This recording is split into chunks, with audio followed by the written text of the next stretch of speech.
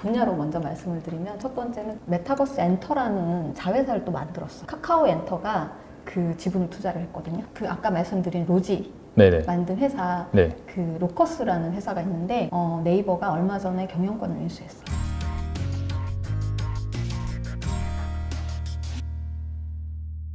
네, 정보통신산업진흥원 디지털 콘텐츠 산업본부 최원희 박사님 모셨습니다. 안녕하세요. 안녕하세요. 박사님 잠깐 좀 소개 좀 부탁드립니다. 네, 저는 삼성종합기술원에서 한 10여 년간 근무를 하고, 그리고 네. 삼성전자의 연구소와 그 무선사업부라고 하죠. 모바일 디바이스 만드는 그쪽에서 연구개발을 하다가 한 20년간 했죠. 되게 오래 하셨네요. 네. 와. 그러다가 네. 그런 일을 하다 보니까 이제 전자공학이랑 인지과학이랑 이런 부분을 같이 공부를 했었었고요. 네. 그리고 최근에 지금 현재는 네. 아까 소개해 주신 것처럼 정보통신산업진흥원 과기부 산하 조직인데요. 거기에서 전문위원으로 네. 근무하고 있습니다. 그 삼성전자 종합기술원이라고 한다면 그 네. 삼성전자의 차세대 그런 뭐 IT 기기 여기에 네. 들어간 기술이나 이런 것들을 다 개발하고 관장하고 네. 그런 분야 아닌가요? 맞아요. 사실 그래서 저 처음에 제가 입사를 했을 때는 네. 거기가 이제 삼성전자의 종합기술원이 아니었어요. 그래서 삼성 전체의 종합기술원이었거든요. 그러다 네네네. 보니까 무슨 뭐 소재도 하고 바이오도 하고 네. 그런 조직들이 되게 다양하게 있었어요. 그래가지고 사실 지금 다들 아시는 삼성바이오로직스나 삼성바이오에피스 네네. 여기의 시발점이 사실 기술원. 거기서 또 파생이 됐구나. 네네, 맞아요. 네. 그 정도로 이게 네. 기술원이라는 조직은 삼성 안에서도 굉장히 뭐 10년 네. 뭐 이상의 어떤 미래 먹거리를 발굴하는 그런 조직이었어요. 그래가지고 사실 그 덕분에 네. 저는 조금 신기술 이런 부분을 미리미리 좀 접할 기회들이 많았어요. 박사님께서 주로 이제 삼성에서 10년 먹거리 이런 것들을 전문적으로 개발하셨다라고 네. 말씀하셨기 때문에 또 앞으로의 10년 또 기술 트렌드 이런 네. 것도 알아보고 그 다음에 여기에서 어떤 먹거리가 실제로 돈이 되는지 이거를 관장하고 있는 뭐 기업은 뭐가 있는지 이런 네. 부분에 대해서 한번 말씀을 나눠볼까 합니다. 네. 특히나 이제 이 메타버스 관련해서 네. 최근에 책을 내셨잖아요. 네, 그래서 맞습니다. 이제 이 부분을 중심으로 좀 알아보도록 하겠습니다. 네. 자, 메타버스 10년 뭐 먹거리다, 10년간 성장한다. 작년부터 귀가 따갑게 들었습니다, 사실. 근데 사실 뭐 10년이면은 말이 10년이지 확 와닿진 않거든요. 네. 10년이면 강산이 변한다고 하고 뭐 지금 잘하고 있는 기업이 10년 후에는 도태될 수도 있고 네, 분명히 맞아요. 약간 좀 그런 문제는 있어요. 네. 그래서 현실적으로 이제 막 메타버스 시장이 개화를 하고 있는 그런 상황인데 지금 이 시점에서 가장 돈 되는 분야가 무엇이냐 궁금할 것 같긴 하거든요. 그쵸. 네. 지금 다들 이제 궁금해하고 네. 실제로 이제 주위의 기업들 대표들한테도 물어봐도 다들 그런 부분이 궁금해하면서 실제적으로 본인들도 거기에 몸담고 싶어하는 기업인들도 되게 많아요. 분야로 먼저 말씀을 드리면 첫 번째는 게임. 게임. 네. 네, 게임 분야를 빼놓고는 얘기가 안 되죠. 네네. 우리가 사실 메타버스라는 키워드를 알게 된 것도 게임의 그 로블록스나 에픽게임즈 쪽 솔루션들을 보면서 이게 메타버스라는 키워드가 여기에서 의미를 갖는구나라는 걸 보통 다들 이해를 했잖아요. 그래서 게임이 첫 번째로 말씀을 드릴 수 있고 그 다음으로 말씀드릴 수 있는 게 엔터테인먼트. 엔터테인먼트. 네. 네. 그래서 엔터테인먼트가 그러면 되고 그 다음은 또 뭐냐 또 궁금하실 거잖아요. 네네. 근데 그 부분은 엔터테인먼트 다음은 보통 지금 나타나는 양상으로 봤을 때는 커머스 쪽이 그 다음 단계로 올 거라고 예상이 되고 있습니다. 메타버스에서요? 네. 그 다음 단계로 교육, 네. 그리고 뭐 공공이나 네. 조금 더 일반적인 사람들의 어떤 생활 편의 쪽으로 이제 점차 퍼질 텐데 지금은 양상은 두 가지로 접점을 만날 것 같아요. 그러니까 지금 말씀하신 게임이나 뭐 엔터테인먼트는 사실 컨슈머 쪽이잖아요. 네네. 그런데 엔터프라이즈 쪽, 그러니까 산업용이나 공공 쪽은 혹시 전에 보셨는지 모르겠는데 작년 초에 미군에서 홀로렌즈 2를 변형을 시켜가지고 전 미군에 뭐 20조 정도의 이 기기를 보급하겠다. 뭐 이렇게 발표를 한 적이 있었어요. 네네. 이 기기라고 한다면 뭐 VR 기기 이런 거 말씀하시는 거예요? VR보다는 VR은 이게 앞이 막혔잖아요. 네네. 그거 말고 이제 앞이 뚫려 있는 XR, 홀로렌즈처럼 앞이 이제 투명해서 이런 우리 오피스도 네. 전면이 보이고 상대방도 보이고 이런 환경의 디바이스를 이제 훈련용 네네. 그리고 실제 어떤 그 전투에 네네. 투입될 때 얘가 있으면 보조 시야를 만들 수가 있잖아요. 요즘은 나는 저 벽 뒷면에 네네. 그 적이 있는지 안 보여요, 제 눈에는. 근데 네네. 위에서 뭐 그 위성 안테나나 뭐 이런 걸 이용을 해가지고 저쪽에 네네. 이제 적이 있는 정보를 미리 알 수가 있잖아요. 그러면은 여기에 이제 노티스를 가상으로 쓸 수 있죠. 그런 식으로 어떤 적진에서의 훈련용 혹은 실제 전투 투입에 얘네들 디바이스들이 굉장히 많은 도움을 줄 수 있거든요. 그리고 또 하나가 우리 왜 그런 이제 협동 훈련 같은 경우는 지금 얘기가 좀 많이 이제 공공 사이드로 확 와버렸는데 괜찮아요. 저희가 편집하면 되니까. 네.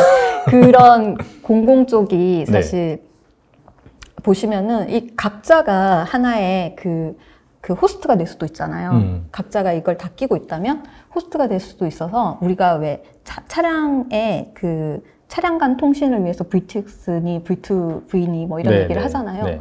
그런 것처럼 내가 여기에 있는 위치에서 뭔가 적을 맞닥뜨릴 때 상대방 후방에 있어요. 제 동료들은 후방에 있어도 제 카메라의 정보들을 그 후방에 있는 동료들이 동시에 같이 보는 거죠. 통신을 해가지고. 그래서 나는 희생을 하더라도 후방에 있는 지금 동료들은 서바이벌 할 수 있게끔 그런 역할도 할 수 있고요.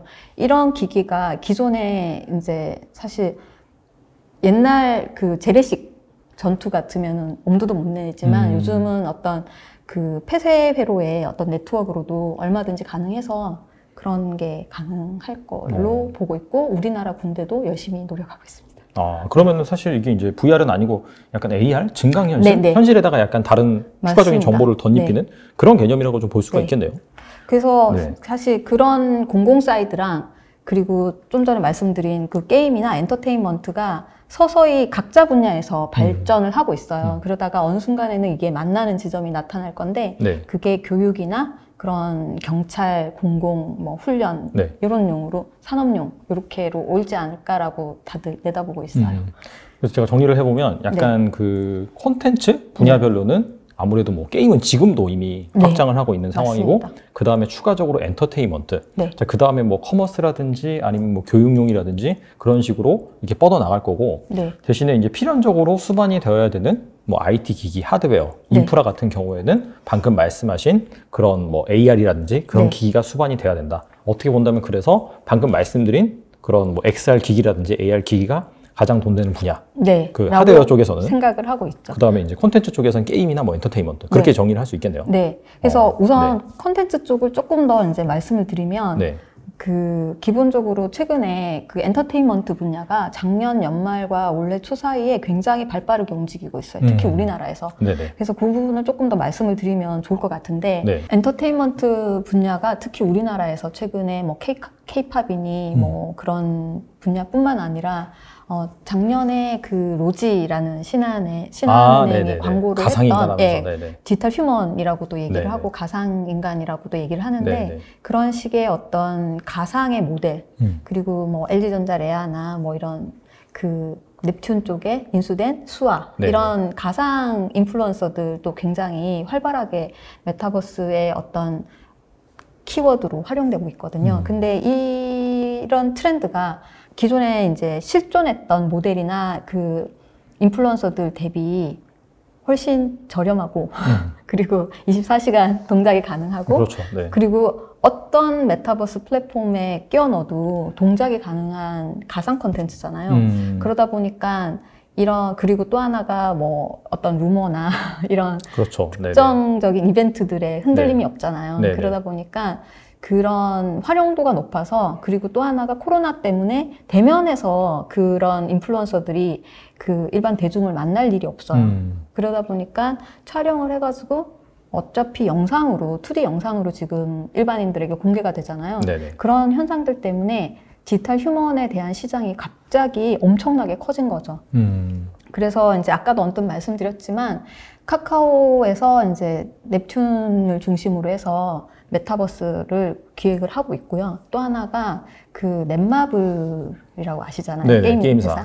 거기에서 그 메타버스 엔터라는 자회사를 또 만들었어요. 근데 거기에서는 카카오 엔터가 그 지분을 투자를 했거든요. 네네. 그래서 여기 그 메타버스 엔터에서 생성되는 그런 가상 인플루언서들은 여기에서 이제 엔터테인먼트 분야에서 활용을 하겠다라는 어떤 그림 보이시는 거죠. 예. 그 다음에 또 하나가 그 아까 말씀드린 로지 네네. 만든 회사, 네. 그 로커스라는 회사가 있는데 네네. 그 회사를 네이버가 얼마 전에 경영권을 인수했어요.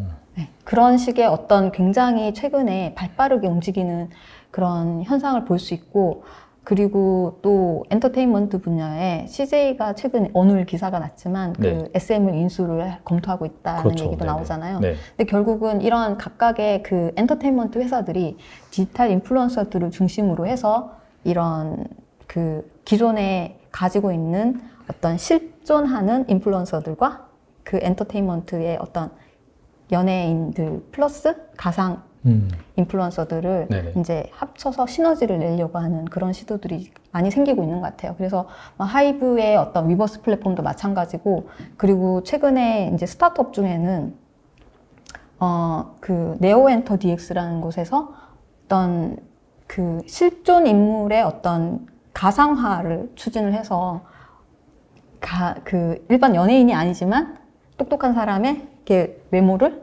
바꿔줘 연예인처럼 인플루언서처럼 만들어주는 그런 기능들도 하고 있고, 그거의 대표적인 예들이 사실 그 보시면은 요 화면 자료 화면을 잠깐 보여드릴게요. 네네네. 기존에 우리가 가상인간 혹은 가상 아바타 이렇게 얘기하면은 일본에서의 이런 그런 애니메이션틱한 네. 이런 이제 그 버추얼 유튜버 인플루언서들을 많이 생각을 했는데 네. 최근에는 거의 사람과 구분이 안 됩니다. 지금 요 유튜브 영상을 잠깐 보여드릴게요. 네.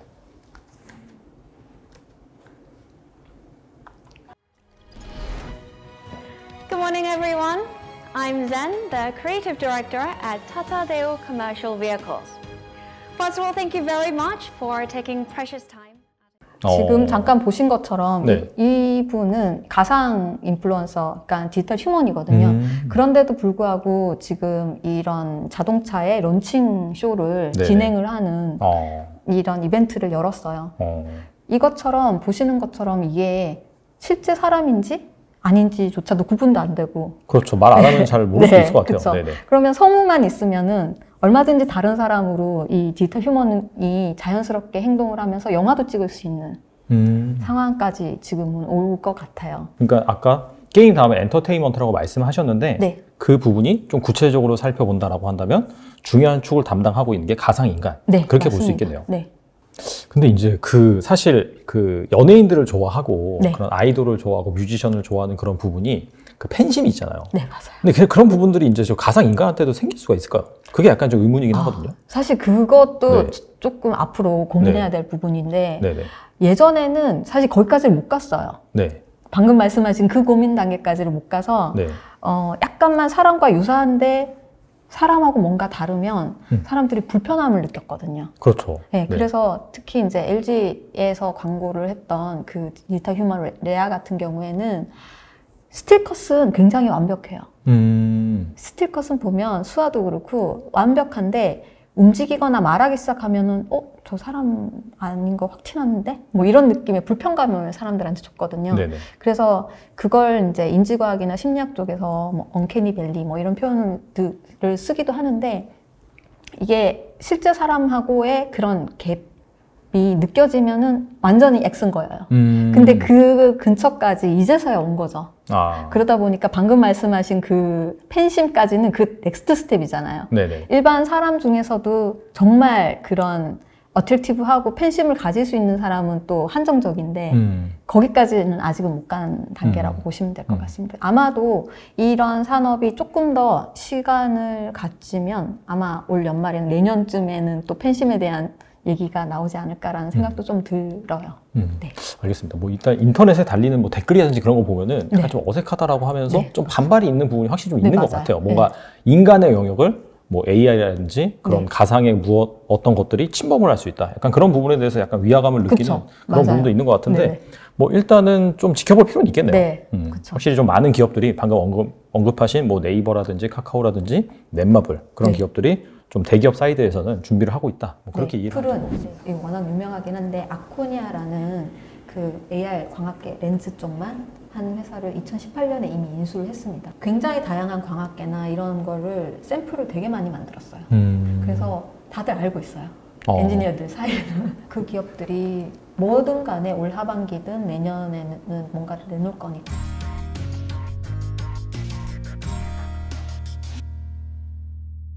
또 그리고 이제 앞서 말씀드린 하드웨어 기기 이런 부분에 대해서 또 살펴볼 텐데요. 네. 요즘은 뭐 VR, AR 이렇게 얘기 안 하고 XR 기기라고 하더라고요. 그렇죠. XR 기기가 이제 구체적으로 뭔가요? 네. 그 부분은 제가 조금 말씀을 드리면 또 네. 헷갈리실 수도 있는데 네네. 제가 최대한 네. 이해하시기 편하시게 말씀을 좀 드려볼게요. 네. 우리가 제일 먼저 이런 AR이나 뭐 이런 얘기를 접한 게 구글 글래스인 거는 기억하시죠? 그건 기억하죠. 그죠? 네. 구글 글래스는 이렇게 기억하실지 모르겠지만 이렇게 한쪽에다가 안경처럼 이렇게 생긴 프레임에다가 이렇게 달아가지고 네네. 한쪽에만 이렇게 카메라도 달고 디스플레이를 이렇게 뭐 꺾어가지고 여기로 맨날 이렇게 보는 거예요. 한쪽 눈으로만. 그 옛날에 네. 저 어렸을 때 유행했던 일본 만화였어요. 드래곤볼이라고. 네, 알아요. 거기에 드래곤볼에 이렇게 스커트 생겼죠. 나오거든요. 딱 예. 그거잖아요. 네, 맞아요. 네네. 딱 그런 식이었는데 네. 걔는 그래도 전반적으로 다 여기가 다 컨텐츠를 보여주는 느낌이었는데 그 구글 글래스는 사실 딱 여기였어요. 손가락 크기만한. 그것만 보죠? 네, 거기만 보이고 아무것도 없는 거예요. 그러다 보니까 실제로 구글 글래스를 끼고 다니면 이건 약간 사담인데 이 끼고 다니면서 이걸 컨텐츠를 보려고 하면 눈이 이렇게 되는 거예요. 약간 뭔지 좀, 아시겠죠? 네. 사시처럼 약간 네, 좀. 네. 네, 네. 그래서 실제로 사람들이 폰으로는 끼고 다녔는데 미국에서조차도 이걸 외부에서 사람들 보는 앞에서 컨텐츠를 잘 안 보는 거예요. 부끄러워가지고. 그쵸. 네. 이상한 네. 사람 취급당하고. 네, 맞아요. 시선이 이상하게 되니까 되게 웃겨서 지금 아마도 구글에서 짤 같은 거 찾아보시면 네네. 또 많이 있으실 것 같긴 한데 아무튼 그런 이슈들이 있었는데 그 화면이 작잖아요. 네. 그 작은 화면에 그것도 한쪽 눈으로만 보여주는 화면이 많은 컨텐츠를 보여줄 수가 없었어요. 그러다 보니까 거기에서 볼 수 있는 거는 진짜 간단한 우리의 초창기 내비게이션 수준 네네. 혹은 와치도 초창기 있잖아요. 네. 그냥 메시지 한두 줄 나오고 그리고 주소록 누구 전화 왔다 뭐 마크 뜨고 뭐 딱 그 정도인 거예요. 네네네. 그런 거는 사실 이게 뭐 굳이 여기 있을 이유가 없잖아요. 여기 그렇죠, 있어도 상관없잖아요. 네네. 그런 정도의 수준이었는데 그러다 보니까 뭐 내가 이 주변 환경하고 인터랙션을 하겠다 이런 게 있을 수가 없었어요. 그런데 이제 거기까지가 그러니까 어떤 플로팅으로 가상 컨텐츠를 띄워준다. 딱 그 정도까지가 보통 우리가 엄밀하게 얘기하는 사람들이 AR, Augmented Reality라는 표현을 보통 쓰고요. 네네. 근데 그 XR이라고 말씀하신 그 XR은 Extended Reality.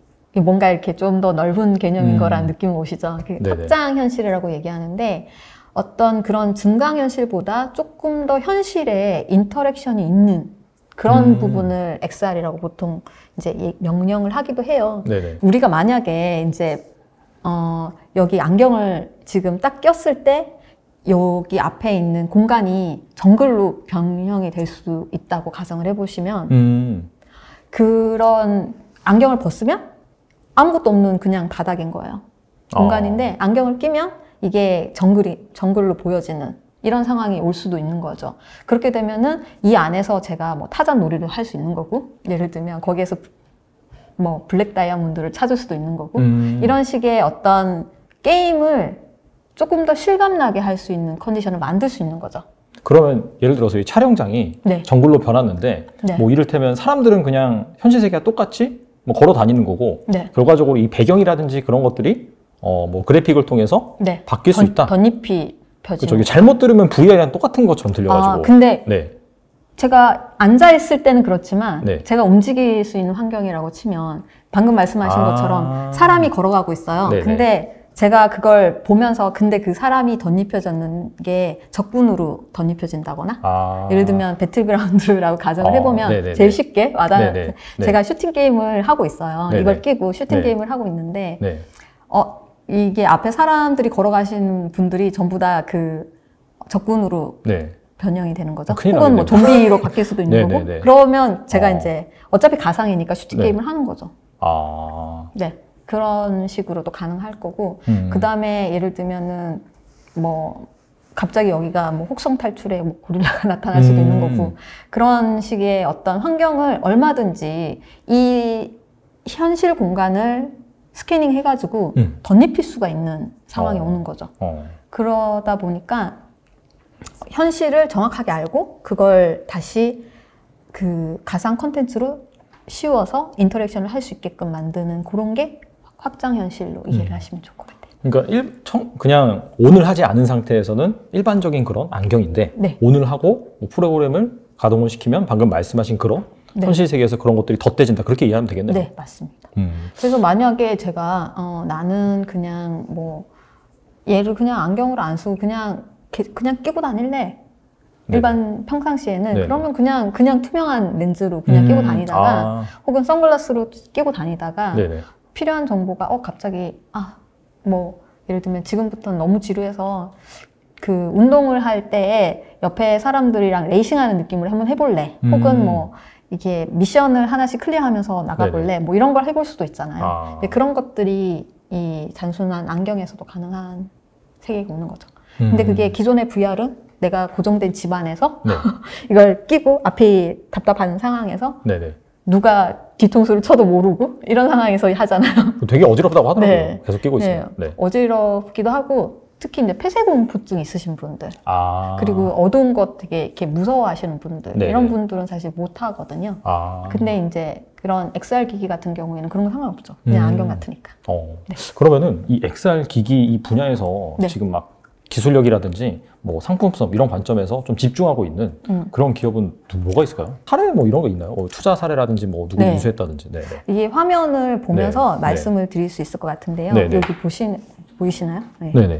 그 화면 보시는 것처럼 지금 메타가 사실은 이름 사명까지 바꾸면서 되게 그렇죠. 적극적으로 나오고 있죠. 네네. 그리고 마이크로소프트, 그리고 구글, 그리고 애플 이렇게 크게 4가지 회사가 최근 한 5년 사이에 네네. 그 21년 10월 기준으로 작성한 건데요. 네. 그 이런 XR 분야, VR, AR, 뭐 게임, 컨텐츠 이런 분야까지 전부 다 이제 굵직굵직하게 인수한 그런 기업들을 표로 정리를 해봤어요. 네. 근데 먼저 이렇게 잠깐 보시면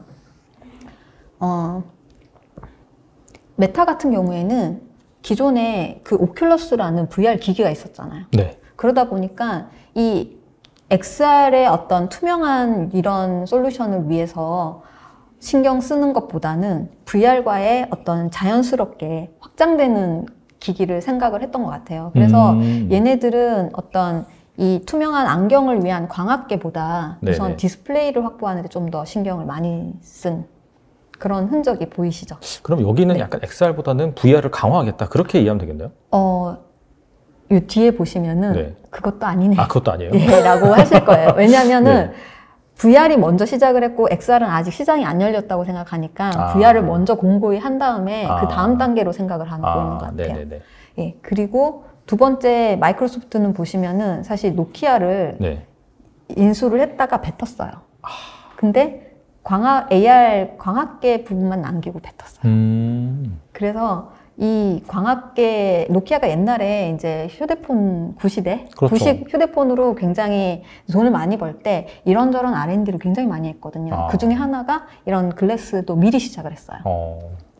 그래서 마이크로소프트가 홀로렌즈의 광학계를 저기 스칸디나비아 거기서 만들었어요, 사실은. 미국에서 안 만들고. 네네네. 광학계만. 네, 거기 분들이 실제로 설계를 했고 진행을 했고요. 그 다음에 구글은 뭐 구글 글래스도 있었지만 그 이후에도 노스라고 굉장히 유명한 이 약간 정보용 글래스인데 굉장히 심플하게 생긴, 팬시하게 생긴 글래스 제조회사를 2020년에 인수를 했고요. 네. 그 다음에 애플은 워낙 유명하긴 한데 아코니아라는 그 AR 광학계 렌즈 쪽만 한 회사를 2018년에 이미 인수를 했습니다. 근데 사실 벌써 몇 년이 지났는데 아무런 네. 아직 결과가 없잖아요. 근데 최근에 기사 보니까 조만간 뭐 글래스 내놓는다 이런 네. 얘기가 나오긴 나오던데. 네. 얘네들이 사실 이 회사를 인수를 한 이후부터는 굉장히 다양한 광학계나 이런 거를 샘플을 되게 많이 만들었어요. 그래서 다들 알고 있어요. 엔지니어들 사이에는. 아, 조만간 나온다? 네. 어마어마하게 나온다? 그런데 어마어마하지를 않더라고요. 아, 그래요? 일단은 네. 올해 사이에 나올 거는 얘기를 들어보니까 올해나 뭐 내년 초 사이에 나올 애들은 네. 지금 올 하반기가 유력하긴 한데 이 앞이 막힌 VR. 아, 그럼 VR 기기 XR은 아니고? 네. 아, 걔네들은 XR이라고 주장을 하는데 카메라를 켜가지고 밖을 볼 수 있습니다. 예, XR이더라고요. 카메라를 켜서 밖을 볼 수 있어야지 XR이다? 아니, 그렇기 때문에 XR이라고 주장은 하는데. 아, 카메라를 켜서. 네. 투명이 아니라? 네. 그러니까 조금 사람들이 좀 실제 아는 엔지니어들은 실망했죠. 네. 시장에서는 어떻게 받아들여질지 일단 보긴 봐야겠네요. 네, 맞아요. 아직까지는 그래도 이 카메라를 켜서 밖을 볼 수 있을 만한 기술을 가지고 있는 IT 하드웨어 기기는 출시가 있어요? 네. 뭐가 있어요? 오큘러스 퀘스트 2가 작년에 네네. 국내에서도 많이 보급이 됐잖아요. 네네. 이게 버튼을 누르면 카메라를 온하면 외부 환경을 실시간으로 볼 수 있게끔 되어 있습니다. 네. 알겠습니다. 그런 시도는 이미 있었는데 그러다 보니까 애플이 역시 별거 없네? 약간 그런 느낌? 네. 근데 아마도 아코니아라는 광학계를 써서 안경 형태로 나오는 거는 이제 지금 엔지니어들끼리 하는 얘기는 23년이나 24년 정도가 되지 않을까라고 짐작을 하고 있어요. 아, 그 정도? 네. 보통 근데 그렇게 얘기하면 좀 더 늦게 나오더라고요. 네. 그럴 것 알겠습니다. 같아요. 네. 그 정도가 돼야지 뭔가 약간 좀 엄청나게 폭발적인 시장이 열린다? 그렇게 이해할 수 있겠네요. 그렇게 짐작을 하고 있습니다. 근데 일단은 시장의 개화는 올 하반기나 내년 정도에 하지 않을까라고 다들 생각을 하는 거죠. 왜냐하면 이미 뛰어들겠다고 선언했는 기업들이 있고 그 기업들이 뭐든 간에 올 하반기든 내년에는 뭔가를 내놓을 거니까 그렇게 생각을 다들 하고 있죠. 네네. 근데 이게 보시니까 어떠세요? 페이스북이 조만간에 그러면 얘네들이 VR을 어느 정도 시장 점유율을 넓혔으니까 퀘스트 2로 이번에는 AR 글래스를 낸다면 광학계 기업을 어딘가를 인수를 할 수도 있겠네? 이런 생각 딱 들지 않으세요? 그렇겠네요. 네. 그렇고 반면에 마이크로소프트나 구글이나 애플 같은 경우에는 수직 계열화를 하자니 디스플레이가 부족하네 라고 딱 보이시죠? 네. 그래서 사실 애플도 이번에 VR로만 나오는 이유가 디스플레이 솔루션을 아직 확보를 못해서 그런 거 아니냐 이런 얘기들도 좀 있어요. 네. 그래서 요런 컬러를 약간 다르게 했는데 보시는 것처럼 여기는 광학계, 여기는 디스플레이만 확보를 한 상황이라 각자가 부족한 부분이 명확하게 보이는 이런 걸 보실 수 있고요. 그 다음에 또 하나가 재밌는 거는 보시면은 메타가 최근에 게임 회사를 굉장히 많이 인수를 했습니다. 그죠? 네네. 이 회사들의 특징이 뭐냐면 오큘러스 퀘스트 2 요거는 디바이스에서의 디스플레이랑 광학계 다음이 인터랙션이라고 해서 이런 인터랙션 기업들도 얘네들이 적극적으로 M&A를 하고 있다라는 걸 표시를 해놓은 건데 일단은 그 이전에 좀 전에 말씀드린 것처럼 이런 컨텐츠 쪽 이런 게임들을 인수를 한 거는 메타 같은 경우에는 어떻게 인수를 하냐면 오큘러스 퀘스트 2를 자기네들이 팔잖아요. 거기에 플랫폼에 올라와 있는 게임들 중에서 상위 랭킹 순서대로 인수하고 있어요. 재밌죠? 네네네. 네. 그 얘기는 뭐냐면 얘네들이 다 먹겠다라는 어떤 약간 메시지를 흘리고 있는 것 같아요. 완전 그냥 오디션 보는 거네요. 네. 오디션 봐가지고 1등한 그런 겁니다. 인수해서 그러니까 이제 계약하고. 자기네들이 미리 사람들이 뭘 좋아하겠다라는 건 모르겠는데 우린 돈이 있으니까 사람들이 좋아해? 그러면 사. 이렇게 하는 거죠. 그래서 그걸 결국은 오큘러스 플랫폼 플러스 이게 나중에 XR 기기가 나왔을 때 거기까지 확장할 수 있는 어떤 게임 솔루션으로 가져가려는 어떤 큰 그림? 이런 게 보이는 거죠. 그 다음에 이제 보시면은 마이크로소프트도 최근에 빅딜을 했죠. 블리자드를 82조에 인수를 했고 그 이전에는 제니맥스나 모장의 마인크래프트들을 순서대로 얘네들도 계속 인수를 하고 있고. 인수를 하고 있었어요. 네네. 근데 사실 마인크래프트도 아시다시피 이게 엑스박스에서 굉장히 핫한 게임이었었잖아요. 네네. 그랬는 것을 홀로렌즈에서도 이걸 쓸 수 있겠다라고 해서 공간 게임이니까 얘를 인수를 했었고 하나하나 지금 채워넣는 그런 과정이라고 보시면 될 것 같아요. 그래서 마이크로소프트가 최근에 블리자드 인수한 다음에 언론에서 엄청 시끄러웠죠. 마이크로소프트 메타버스 진심이구나. 이렇게 시끄러웠는데 네. 실제로 작년에 그 마이크로소프트 무슨 데이 있잖아요. 인스파이어 데이인가 거기 발표할 때 이미 우리는 메타버스 월드로 가겠다라고 발표를 했었어요. 그리고 이걸 인수한 게 이제 발표한 다음 첫 번째 액션이었던 것 같아요. 가시적인 액션. 네네네. 근데 이런 추세들을 보면 네. 딱 느낌이 또 오시는 게 있죠. 다들 디바이스 구색 갖추고 게임을 하나씩 사 모으네? 이런 느낌이 딱 드시잖아요. 네네. 그래서 실제로도 소니가 우리는 이게 일본은 다 잊어먹고 있잖아요. 그렇죠. 약간 IT 쪽에서는 좀 뒤처지지 않나? 네, 그렇게 이미 생각을 잊어먹고 하죠. 있었는데 사실 또 소니는 엔터테인먼트 분야에서는 또 강자잖아요. 그 플레이스테이션도 네네. 있고 그리고 그 플레이스테이션 VR도 처음에 나왔을 때 되게 센세이션이 있었잖아요. 근데 2가 얼마 전에 나왔는데 아무도 몰라요. 네, 어찌됐건 이런 식으로 얘네들도 끊임없이 지금 준비는 하고 있는데 실제로도 요 다음 그림을 보시면 이게 2014년에 소니가 실제로 개발자 모드로 내놨던 AR 글래스예요. 소니가 그때 당시에는 하드웨어 굉장히 이것저것 많이 했었잖아요. 그 조그만한 로봇도 만들고 네네. 뭐 할 때였는데 얘네들이 그때 이제 AR 글래스를 내놨는데 개발자 버전으로 만들고 실제 출시는 안 했어요. 왜냐하면 이걸 가지고 뭘 할 건지가 그때는 명확하지 않았거든요. 그래서 이게 그냥 그린에 원 컬러로 내면서 이 투명한 렌즈로 요 디바이스로 손으로 이제 마우스나 클릭 같은 걸 할 수 있게끔 그리고 네네. 카메라 촬영도 하는 이런 식의 글래스를 내놨었는데 네. 이걸 가지고 할 만한 게 별로 없는 거예요. 그리고 배터리도 2시간 이상을 못 가는 거예요. 그래서 간단한 내비게이션 정보를 보고 그리고 소니에서도 이걸 가지고 데모 영상을 만들었는데 뭘 하냐면 여자분이 이걸 끼고 시장 가는데 내비게이션 네네. 시장을 찾아가는 그런 길을 알려주는. 네, 그게 끝인 거예요. 그래가지고 이걸 왜 살까? 이걸 개발해서 사람들한테 어떤 메시지를 얘네들은 주고 싶었을까 되게 걱정을 했는데 결국은 개발자 15년에 실제 출시하겠다 그래 놓고는 안 내놓더라고요. 근데 이런 말씀을 드리는 이유는 소니는 이런 파일럿을 이미 여러 차례 해봤었어요. 그래서 하드웨어를 만들겠다라고 하면 만들면 돼요. 기존에 기술이 있으니까. 네.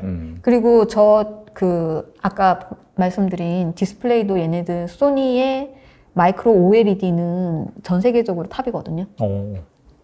그래서 거기 자기 자체적으로 수직 계열화가 가능해서 얘네들은 소니는 마음 먹고 하면 또 할 수 있을 것 같기는 해요. 근데 얼마나 다른 플랫폼 회사들하고 서바이벌 할 수 있을 거냐는 관건이긴 한데 어찌됐건 소니도 최근에 슈팅 게임 회사라는 번지라는 회사를 인수를 했어요. 미국 회사인데 이거는 이제 플레이스테이션 게임의 상위 랭킹 하는 게임을 인수를 했거든요.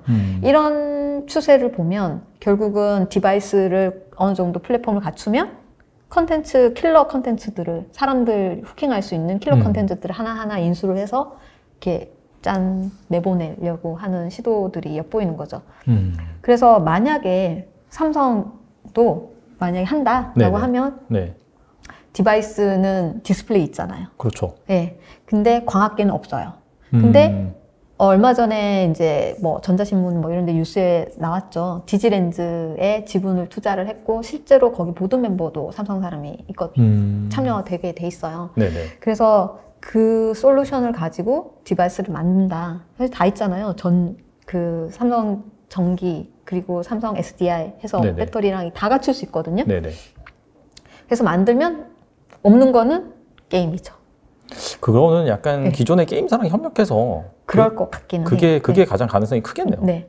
그래서 우리나라의 어떤 뭐 슈팅 게임 회사, 뭐 아까 언뜻 말씀드린 뭐 배틀그라운드 이런 회사들이나 그런 회사들은 충분히 콜라보레이션 해가지고 진출할 수 있는 기회가 생기지 않을까라는 생각은 좀 듭니다. 살펴보니까 사실 뭐 애플이나 뭐 마이크로소프트나 메타가 같은 경우에는 기존에 이제 빅테크 기업이고 이 메타버스에 집중하고 있다는 걸 알았는데 소니가 의외로 약간 좀 숨겨진 일반 사람들은 잘 모르는 메타버스의 강자라고 볼 수 있겠네요. 네.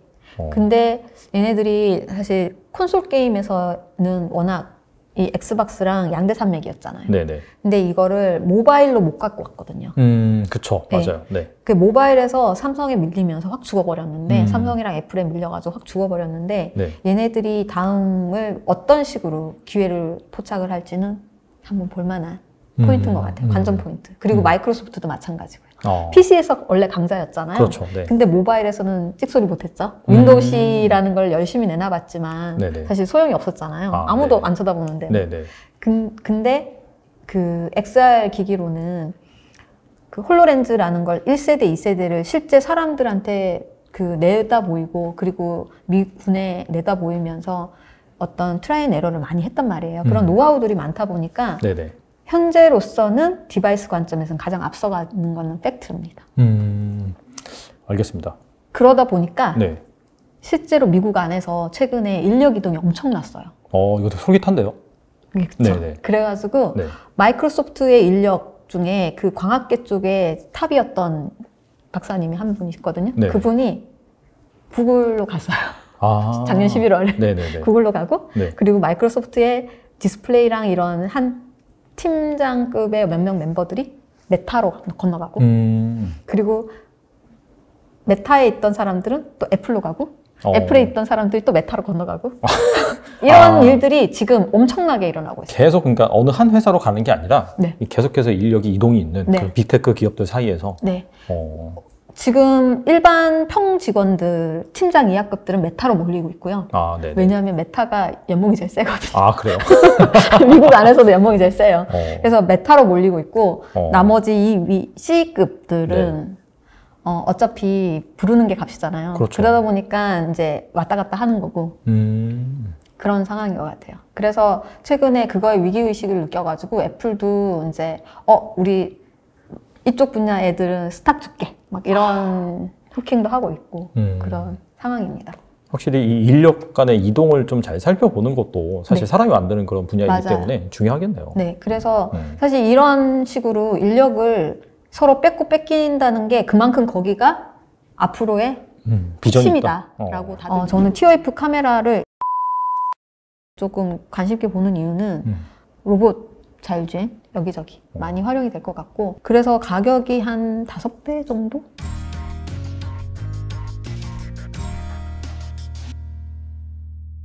근데 아까 말씀을 하신 것 중에서 뭐 약간 전반적으로 수직 계열화를 하려고 하잖아요. 뭐 IT 기기라든지 그다음에 콘텐츠 이런 부분에서 말씀해 주셨는데 제가 이제 궁금한 거는 광학계나 그다음에 디스플레이 이런 쪽은 그나마 우리나라 업체들 중에서도 잘하는 업체들이 있는 걸로 알고 있거든요.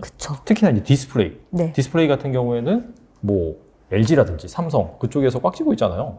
그러면은 사실 저런 기업들이 자체적으로 개발할 수 없다라고 한다면 우리나라 그런 기업들이 수혜를 볼 수 있는 분야 아닌가요? 디스플레이는 최강이지만 뿐만 아니라 그 광학계도 우리나라에 꽤 괜찮아요. LG노텍이라든지 삼성전기 두 기업 같은 경우에는 광학계 쪽으로 좀 하고 있잖아요. 카메라 쪽 플러스 뭐 TOF 아까 공간을 인식하기 위한 그런 센서 모듈들도 하고 있고 사실 그런 모듈들 하나하나에 들어가는 게 반도체잖아요. 근데 결국 우리나라에서 설계하는 인력들이 있으니까 그래서 장점이 굉장히 많은 상황이거든요. 그리고 아시다시피 우리나라가 언제였더라? 2000년 전후에 가지고 광통신 붐이 불 때가 있었잖아요. 맞아요.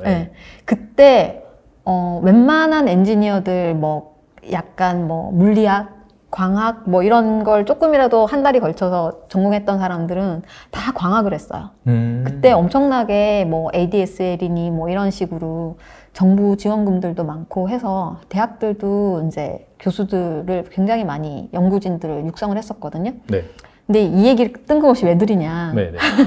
관련이 있으니까 해주시는 거 아니에요? 네. 그때의 그 광학에 대해서 공부했던 인력들, 그 웨이브 가이드, 결국은 그 광통신이 웨이브 가이드라는 어떤 그 유리 물질을 타고 빛이 나가서 신호를 전달을 하는 그런 원리거든요. 네네. 일반적으로 안경이 보시면은 우리가 아까 AR, VR 차이를 두면서 제가 XR은 결국은 바깥 환경도 내가 볼 수 있고 그리고 디스플레이에서 눈에 들어오는 가상 정보도 동시에 본다라고 말씀드렸잖아요. 네네. 그래서 이런 안경을 보시면은 여기에서 외부에서 들어오는 빛도 눈에 들어올 수 있고 그 다음에 이 안경다리든 위쪽이든 간에 디스플레이가 있으면 디스플레이가 주는 빛도 이 안경의 광학을 타고 안으로 와서 눈으로 다시 들어오는 눈이 이쪽에 붙은 게 아니고 센터에 있잖아요. 그러다 그렇죠. 보니까 네네. 안쪽까지 빛을 네네. 타고 들어가서 눈으로 쏴주는 이런 역할을 하는 네네. 그런 그 광학계들이 필요하거든요. 네네. 이 광학계를 이제 컴바이너라고 부르는데 이게 들어보시면 이게 단어도 되게 심플하잖아요. 컴바인. 이 외부광과 이 내부의 그 디스플레이에서 오는 빛을 합쳐서 눈으로 보내준다라는 딱 그 의미밖에 없는데 이런 광학계가 아까 말씀드린 광통신의 빛이 타고 간다라는 똑같은 원리를 이용을 하는 거거든요. 그래서 이 말씀을 드렸던 이유가 우리나라에서 그 광통신을 위해서 많이 양성이 됐던 그런 훌륭한 광학 분야의 인력들이 교수님들도 마찬가지고 우리나라에 너무 많은 거예요. 고급 인력 풀들이. 전 세계적으로 봤을 때 되게 많아요. 그래서 그분들이 물론 교수님도 되셨지만 그리고 실제 연구소에서 일하고 계시는 분들도 있지만 국내에 와가지고 회사를 차리신 분들도 좀 있어요. 그러다 보니까 이런 네. 광학계 쪽에 전문 인력들이 꽤 많아서 우리나라에서 이런 컴바이너 쪽으로 스타트업들이 좀 있어요. 네네. 비상장의 회사들이 있고 네. 그리고 그 대표적으로 이제 많이 들어보셨을 수도 있는데 CES에 한 서너 번 나간 레티널이라는 회사도 있고 그리고 우리나라 회사인가요? 네. 네네.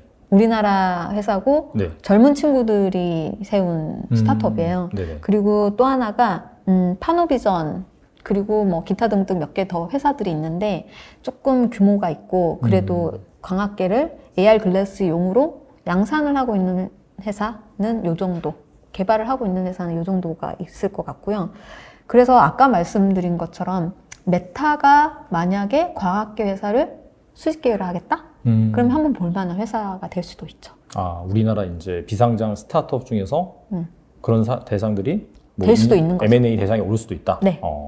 실제로 컨택이 좀 있었던 걸로도 알고 있고요. 그리고 그나마 주인 없는 그런 광학계 회사들이 조금 있었었거든요. 작년에만 해도. 주인 없는? 그 무슨 의미예요, 이게? 그런 빅테크에 인수되지 않은. 네, 그런 스타트업들이 좀 있었어요. 네네. 대표적으로 양산이 가능한 회사 중에 웨이브 옵틱스라는 회사가 하나 있었는데 네네. 작년 중반쯤에 스냅챗 아시죠? 네네네. 그 스냅 회사에 인수됐어요.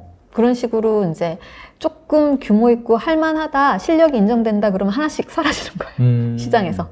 그래서 이제 삼성이 스냅챗 여기 인수되는 거 보고 위기의식을 좀 느끼고 지분을 좀 과하게 투자하면서 네, 보드 멤버로 들어간 거죠. 아까 말씀드린 디지렌즈라는 광학회사에. 네네. 네, 그런 거고 그 다음에 아까 말씀하신 것처럼 우리나라가 또 디스플레이는 또 한 강점 하잖아요. 그렇죠. 그래서 디스플레이는 근데 일반 디스플레이가 아니잖아요. 안경다리에 들어가야 되니까. 여기에 들어가는 디스플레이 구체적으로 이제 어떤 OLED 패널을 쓰나요? 뭘 쓰나요? 종류가 지금 그 검토되고 있는 게 총 3가지예요. 네. 첫 번째는 엘코스라고 들어보셨어요? 안 들어봤어요. 네. 이게 이름은 뭐 엘코스? 뭐 어디에 들어가는 무슨 코스? 뭐 이런데 그게 아니고 LC면 리퀴드 크리스탈 LCD에 쓰이는 LC예요. 거기에다가 OS가 들어가는데 온 실리콘이에요. 그러니까 반도체 위에 올라간 실리콘이야. 그 뜻이거든요. 그러니까 LCD를 굉장히 작게 만들어가지고 반도체 기판 위에 일반 회로 기판이 아니고 반도체 기판 위에 만든 LCD라고 생각하시면 되고요. 이제 그거를 되게 잘하는 국내 회사가 있어요. 라운텍이라는 회사가 있고 그리고 이 반도체 기판도 만드는 회사들이 있을 거잖아요. 네네. 근데 이 전체 모듈을 다 하는 회사는 라운텍. 네. 그 다음에 반도체 기판만 만드는 회사가 셀쿱스라는 회사도 있어요. 둘 다 이제 비상장사예요. 네. 이런 쪽은 다 비상장이 좀 많아요. 그래서 엘코스라는 LCD의 마이크로 버전 네네. 하나가 있고, 네. 그다음에 방금 말씀하신 OLED의 마이크로 버전이 또 있어요. 그 국내가 사실 기술력은 굉장히 좋은데 방금 말씀드린 것처럼 요만하잖아요. 네네. 그러니까 하나 공장 라인에 흘린 다음에 1년 내내 이걸 흘릴 일이 없는 거예요. 그러다 보니까 LG 디스플레이든 삼성 디스플레이든 이거는 기술이 없어서 안 하는 게 아니라 양산성이 없어서 안 하고 있는 상황이라고 보시면 되고요.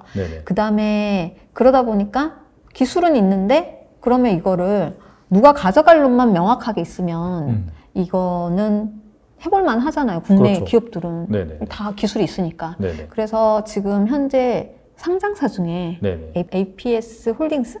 라는 회사, 네네네. 아마 기사도 몇 번 났던 것 같은데 거기에서 그런 마이크로 OLED를 네네. 후속으로 개발을 하고 있는 걸로 알고 있습니다. 라인 깔아가지고 준비를 한다고 알고 있고, 현재까지는 전 세계적으로 가장 앞서가고 실제 양산을 해서 돈을 벌고 있는 회사는 소니밖에 없거든요. 그 OLED 쪽은, 마이크로 OLED는. 근데 만약에 APS 홀딩스가 성공을 하면, 양산화에 성공을 한다면 좀 기대해 볼 만하지 않을까라고 생각을 하고 있고요. 사실 이런 회사가 뭐 회사 자기 돈을 써가지고 열심히 개발을 한다 그러면요 정말 좋겠지만 사실 국민의 세금으로 과기부에서 이제 국가과제로 좀 진행을 했고요. 지금도 진행을 하고 있고, 요 결과물이 아마 나올 때쯤이면 이 회사도 선순환이 일어나지 않을까라고 기대하고 있습니다.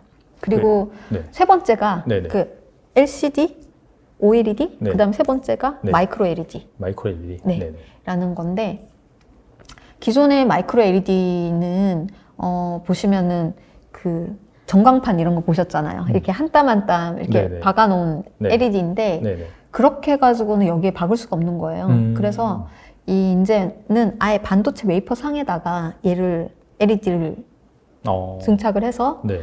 얘를 이렇게 다이싱을 해가지고 그대로 집어넣는 방법을 하고 있습니다.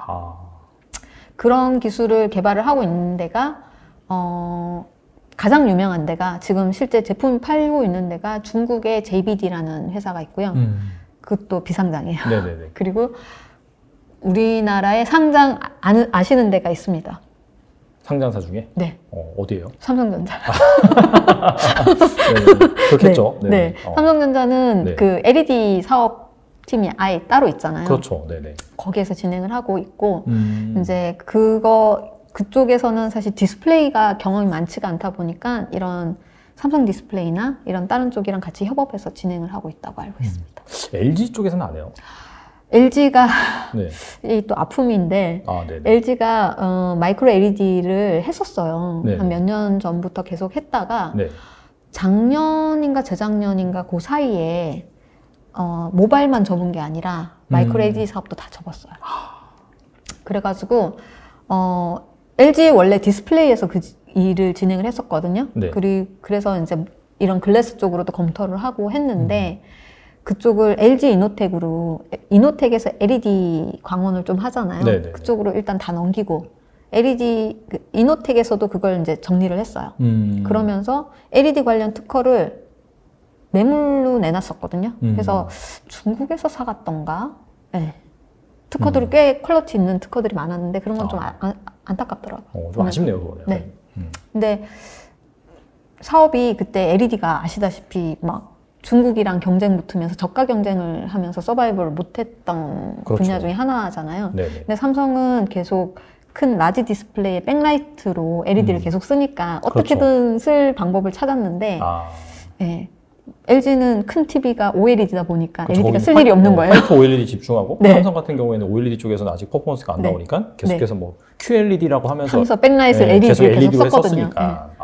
그러다 보니까 이 기술적인 축적이 좀 약한 부분이었던 것 같아요. 네.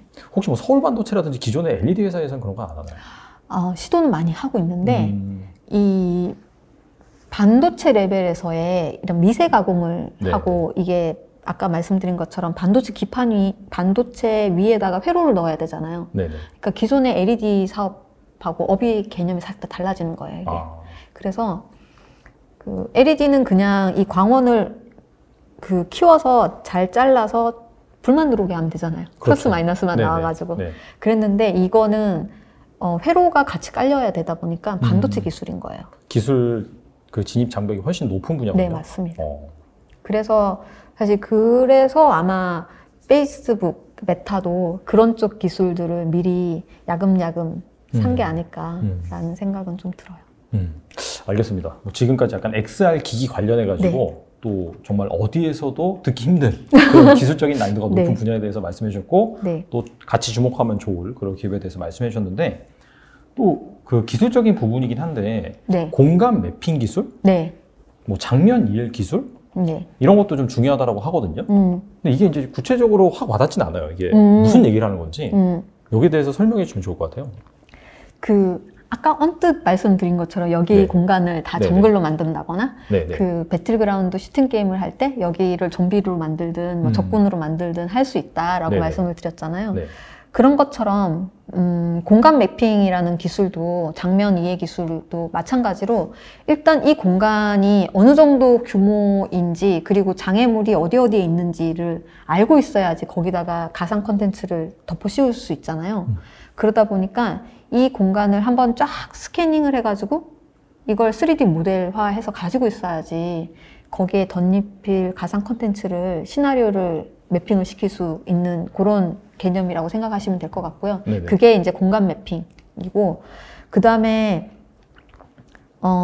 장면 이해라는 거는 결국은 이게 장애물이냐 아니면 누르면 이렇게 쑥 들어가는 머티리얼이냐 네네. 혹은 이게 물컵이냐 마우스냐 뭐 이런 식의 어떤 하나의 오브젝의 어떤 머티리얼의 성격을 알아야지 예를 들면 제가 가상 아바타를 하나 키우고 있어요. 네네.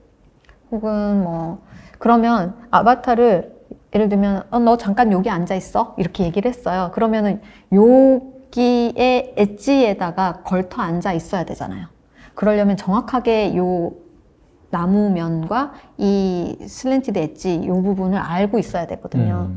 그래서 그런 상황에서 얘가 앉을 수 있는 딱딱한 머티리얼이다라는 정의도 있어야 되고 혹은 이 노트북의 엣지에 걸터 앉는다고 하면 혹은 여기를 매달리는 이런 액션을 할 수도 있잖아요. 그랬을 때 정확하게 이 공간을 어디를 잡고 매달려야 되는지를 알아야겠죠. 예를 들면 내가 너 여기 매달려 있어 이렇게 했는데 얘가 그래픽이 여기에 손이 둥둥 떠 있어요. 그러면 이거는 이머시브 하지가 않죠. 그거는 메타버스가 아닌 거죠. 그냥 AR 그림을 그냥 그려놓은 것일 뿐인 거죠. 네네. 그러다 보니까 이런 메타버스의 3D 공간이라는 공간 매핑 기술이 가장 백본 콘텐츠 기술에서는 백본이 되는 거라고 보시면 될 것 같습니다. 큰 틀에서 본다면 약간 그래픽 기술이겠네요. 결과적으로는. 그래픽을 하기 위한 기본 기술. 그러니까 어떤 재료가 되는 거죠. 그냥 그래픽은 여기에 그냥 공간에다 그려도 되는데 네. 정확하게 여기 어디다가 그릴지를 알아야 되잖아요. 좌표를 누군가는 찍어줘야 되는데 네. 그 좌표를 찍어주는 기술이 공간 매핑이라고 보시면 될 것 같아요. 그럼 이런 걸 잘하는 그런 기업들은 뭐가 있을까요? 사실 이게 조금 애매한데 예. 왜 애매하다고 말씀드리냐면 딱 보시면은 이 좌표를 찍어주는 일은 두 가지가 필요하죠. 첫 번째, 이 좌표나 이런 3D 공간을 인식을 하는 센서 기술이 하나가 있어야 되고요. 그 다음에 두 번째는 그 센서에서 받은 정보가 정확하게 어떤 3D 모델로 구성이 되는지 구성하는 뒷단에 그런 알고리즘 기술들이 필요하겠죠. 네네. 3D 렌더링 기술, 이런 기술들이 필요한데 그러면은 첫 번째 센서는 업체들이 정해져 있어요. 그래서 이 부분은 이제 투자 관점에서 참고를 하시면 좋을 것 같고, 네. 그러니까 예를 들면 우리가 삼각 측량을 한다. 네네. 결국은 우리가 3D 공간을 알려면 거리나 네네. 이런 나를 중심으로 거리가 얼마나 떨어져 있는지를 정확하게 알면 좋잖아요. 네네. 모든 포인트를. 네. 그래서 여기서는 예를 들면 1m고 여기서는 30cm다 라고 하면 여기는 기울어졌네 라고 할 수도 있는 거잖아요. 네. 그것처럼 각 포인트를 거리를 알 수 있어야 되는데 삼각 측량은 A라는 지점과 B라는 지점 사이의 거리로 봤을 때 얘가 어떤 부분으로 보여지는지를 보면 이 각도를 알면은 이 거리를 구할 수 있잖아요. 네네. 그런 것처럼 이 스테레오 카메라로도 얘 거리를 알 수 있어요. 그래서 지금 초창기 AR 글래스들을 보면 홀로렌즈도 마찬가지고 여기 카메라 2개가 이렇게 붙어가지고 네네. 스테레오로 이 전면을 쏴서 거리를 보는 그런 방식들을 썼어요. 근데 이게 대충 짐작하시겠지만 이게 삼각 측량이라는 게 정확하지가 않잖아요. 그렇죠. 네. 여기서 이렇게 줄자 재면 되는데 네네. 굳이 이렇게 해가지고 오차를 만들 필요는 없잖아요. 네네. 그리고 이게 만약에 이게 떨어진 거리가 이만큼이다 그러면 요 안에서의 사각지대도 생길 수가 있잖아요. 네네. 그리고 너무 붙어 있다 그러면 각도가 정확하지가 않을 거고 그런 일들이 있어서 스테레오 카메라가 좀 한계가 있어요. 근데 어찌됐건 그러면 이런 스테레오 카메라는 실시간으로 사람이 걸어 다녀도 실시간으로 공간을 알아야 되잖아요. 네. 그러다 보니까 어떤 굉장히 빠른 스피드의 그 3D 컨텐츠를 스캐닝 할 수 있어야 되거든요. 그래서 흑백으로 이제 프레임 레이트를 높여가지고 스테레오 카메라를 주로 쓰는데 해상도도 안 높아요. 그러다 보니까. 네네. 그러다 보니까 또 오차도 커지겠지만 네네. 그런 카메라는 주로 중국의 옴니비전이 만들어요. 그러다 보니까 얘들은 단가가 경쟁이 별로 안 좋죠. 국내 기업이 해봤자 이게 단가가 비쌀 수가 없잖아요. 대충 들어보셔도 아시겠지만 네네네. 단가가 비쌀 수가 없어요. 그래서 어차피 이 촬영된 컨텐츠를 가지고 거리를 구하는 건 뒷단에 알고리즘들이 하다 보니까 결국은 카메라 그냥 모듈만 있으면 되는 거예요. 이거는 그래서 가격 경쟁력은 없지만 많이 쓰이는 거는 옴니비전, 중국의 옴니비전의 어떤 스테레오 카메라, V슬램용 이런 카메라가 있다고 보시면 되고, 그 다음에 두 번째 아까 이렇게 줄자 재는 네네. 거는 네. 많이 들어보셨을 건데 TOF 카메라라는 네네네. 건데 걔는 TOF가 뭐의 약자죠? 타임 오브 플라이트라고 빛을 이렇게 쏘고 갔다가 오는 거리를 알려면 사실 너 얼마 만에 돌아왔어 라고 기다리는 타임을 알고 있으면 네네. 빛의 속도를 아니까 네네. 거리를 환산할 수 있잖아요. 네네. 그런 식으로 이제 거리를 계산하는 방식이 이제 TOF 방식인데 이걸 다시 또 이렇게 빙 스캐닝을 해요. 네네. 그러면은 라이다예요. 그러면 대충 이게 머릿속에 오시죠? 이거 자율주행에도 쓰는 거겠네? 이렇게. 그럼 기존의 그런 자율주행에서 라이다 센서를 만드는 기업들이 이쪽도 해계원리를 가져갈 수 있다. 그렇게 이해할 수 있겠네요. 그렇게도 볼 수 있지만 반대로도 볼 수 있는 거죠. 그러니까 왜냐면은 얘네들은 핵심이 이걸 구동을 해야 돼요. 네. 스캐닝을 해야 되니까. 네네. 그러다 보니까 단가가 되게 비쌌거든요. 그렇죠. 비싸죠. 예, 네. 텔레다인 이런 회사들이 수백만 원 이랬는데 네네네. 그래서 사실 테슬라는 우린 비싸서 저거 아예 안 쓸게 이렇게 네. 얘기를 할 정도인데 스캐닝을 안 하면 얘 모터가 없잖아요. 네. 그러면 모듈이 작아질 수 있거든요. 한 놈은 빛을 쏘고 한 네. 놈은 카운트해가면서 빛을 읽기만 하면 돼요. 네. 그러면은 빛을 읽는 거는 일반 광학 카메라의 약간 연장선이라고 보시면 돼요. 동일하진 않지만 네. 그러다 보니까 일반 이미지 센서를 만드는 회사들이 이 TOF용 이미지 센서도 만들 수 있어요. 예, 그래서 이제 삼성도 하고 소니도 하고 지금 하이닉스도 하려고 검토를 하는 것 같고 그런 상황인데 어찌됐든 거기에서 모듈을 우리나라가 그렇게 그 센서를 한다는 얘기는 우리나라에서 모듈 하는 것도 장점이 있겠죠. 그렇죠. 네네. 대표적인 예가 아까 말씀드린 소니. 네. 그 다음에 두 번째 탑이 LG 이노텍. 네네. 그 다음 LG 이노텍이 이제 주로 이제 삼성 거 받아다가 많이 하고 있죠. 삼성전기가 안 해요, 그러면? 삼성전기는 TOF 카메라는 안 해요. 그건 안 해요? LG 이노텍이 하는구나. 네. LG 이노텍이 주로 하고 있고, 네. 그 다음에 국내 기업이 최근 삼성 거를 가지고 또 뒤에 이게 아까 쏘고 받고 카운트를 해서 이제 거리를 측정한다고 말씀드렸잖아요. 네. 그러다 보니까 뒤에 카운트를 하는 거를 이렇게 컴퓨터 알고리즘을 해가지고 속도가 느리잖아요. 그래서 결국은 칩이 박혀서 하면 속도가 네네. 빠르고 실시간으로 출력이 나오겠죠. 그래서 결국 LG 이노텍에서도 하는 것도 이 광학 모듈, 쏘는 빛 광학 모듈과 수신하는 센서, 그리고 이걸 카운트하는 칩, 이렇게 네. 세 개의 패키징을 하거든요. 아. 네. 근데 이걸 국내 한 기업, 미래 컴퍼니 맞을 미래 거예요, 아마. 컴퍼니? 네, 미래 컴퍼니가 재작년부터 이제 이쪽을 검토를 하기 시작했는데, 사실 이 책을 쓸 때만 해도 사실 여기가 양산 수준인지 저도 갸우뚱해가지고 언급을 안 했었어요. 여기가 원래 그 디스플레이 장비 쪽 만드는 회사잖아요. 맞아요. 약간 그 최근에는 그 의료기기, 로봇 수술 기기가 만들고. 맞아요. 그쪽도 하고 있는데 TOF도 준비를 꽤 했어요. 그래가지고 이 회사가 그 모듈을 작년 초에 뭐 칩이 나왔다 그러면서 이제 했는데 당장 어디에 저기 채택이 될까라고 저는 계속 모니터링 하고 있었거든요. 근데 작년 하반기부터 실제로 국내에도 AR 글래스 만드는 업체가 하나 있어요. 네네. 양산하고 있는 업체가 하나 있는데 PNC 솔루션이라고 비상장이에요. 이 PNC 솔루션이라고 이제 글래스를 실제로 만들어서 군용이나 그런 제조 공장 이런 데 납품하고 있는 회사가 있는데 그 회사에 실제로 이게 채택이 된 거예요. 작년 연말부터. 그래서 써보니까 생각보다 퀄리티가 괜찮다라는 게 그 업체의 피드백이었어요.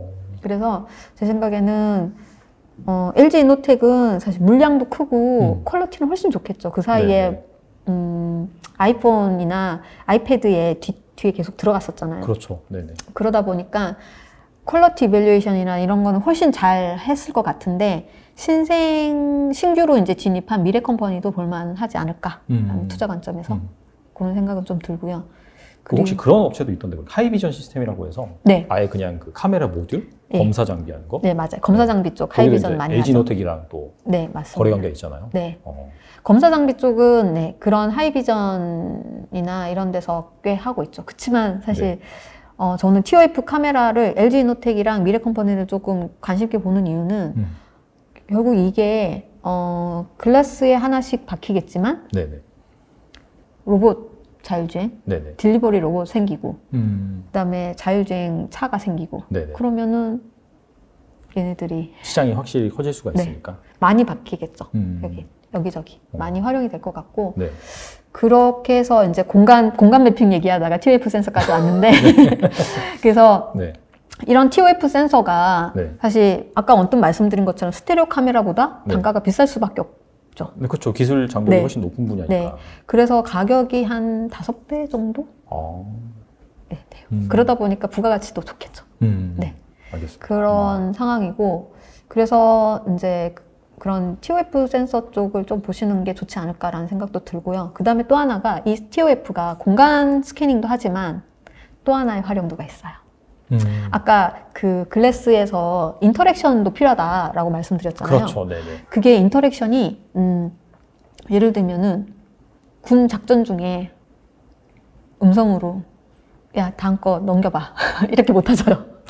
네네. 그렇죠. 그럴 때는 이제 수신호로 해야 되잖아요. 네네네. 그럼 수신호를 인식하는 센서가 어딘가에 또 있어야겠죠. 그게 TOF가 할 수 있어요. 그래서 TOF는 사실 하나로 또 거리 조정만 하면 인식하는 거리만 잘 조정을 하면 내 수신호 플러스 공간 스캐닝도 가능한 그런 솔루션이 될 수도 있습니다. 알겠습니다. 앞으로 뭐 TOF 관련된 그런 밸류체인 같은 경우에는 좀 투자 관점에서 잘 주목해 볼 필요가 있다. 그럴 것 같아요. 저는 제가 봤을 땐 우리나라에서 LG 이노텍도 굉장히 물량을 지금 많이 받고 있잖아요. 그 첫 번째 걔네들 벤더가 그 애플 쪽에 아이패드랑 아이폰 들어가잖아요. 그 다음에 아마도 이게 삼성도 만약에 한다면 아까 미래 컴퍼니나 LG 이노텍 둘 중에 하나 쓰겠죠? 그거 되게 의외네요. 원래 삼성 밸류체인이 아닌데 그쪽은. 그럴 것 같고 그 다음에 또 하나가 마이크로소프트가 얼마 전에 그 여기랑 MOU 맺었다라고 나왔었잖아요. LG 이노텍이랑. 그래요? 그것도 몰랐네요. 그래서 그 MOU 맺은 타겟이 TOF 센서였어요. 그래서 그 마이크로소프트도 홀로렌즈용으로 다음 넥스트 홀로렌즈용으로 그런 TOF 센서를 쓰겠다라는 거죠. 테슬라도 사실 그 카메라 모듈 같은 경우에는 LG노텍 이쪽으로부터 맡고 있잖아요. 네네. 그치만 걔네들은 TF는 안 쓰고. TF는 안 쓰고. 비전 카메라만 쓰고 있어요. 비전 카메라 8개. 결렬이 된 암 인수만 알고 있잖아요. 그렇죠. 지금은 걔네들이 NDA 맺고 이미 개발을 어느 정도 했어요. 한 4, 5년 전부터 그 클라우드 서버 회사들 네네. 운영하는 회사를 한 서너 개를 인수를 했어요.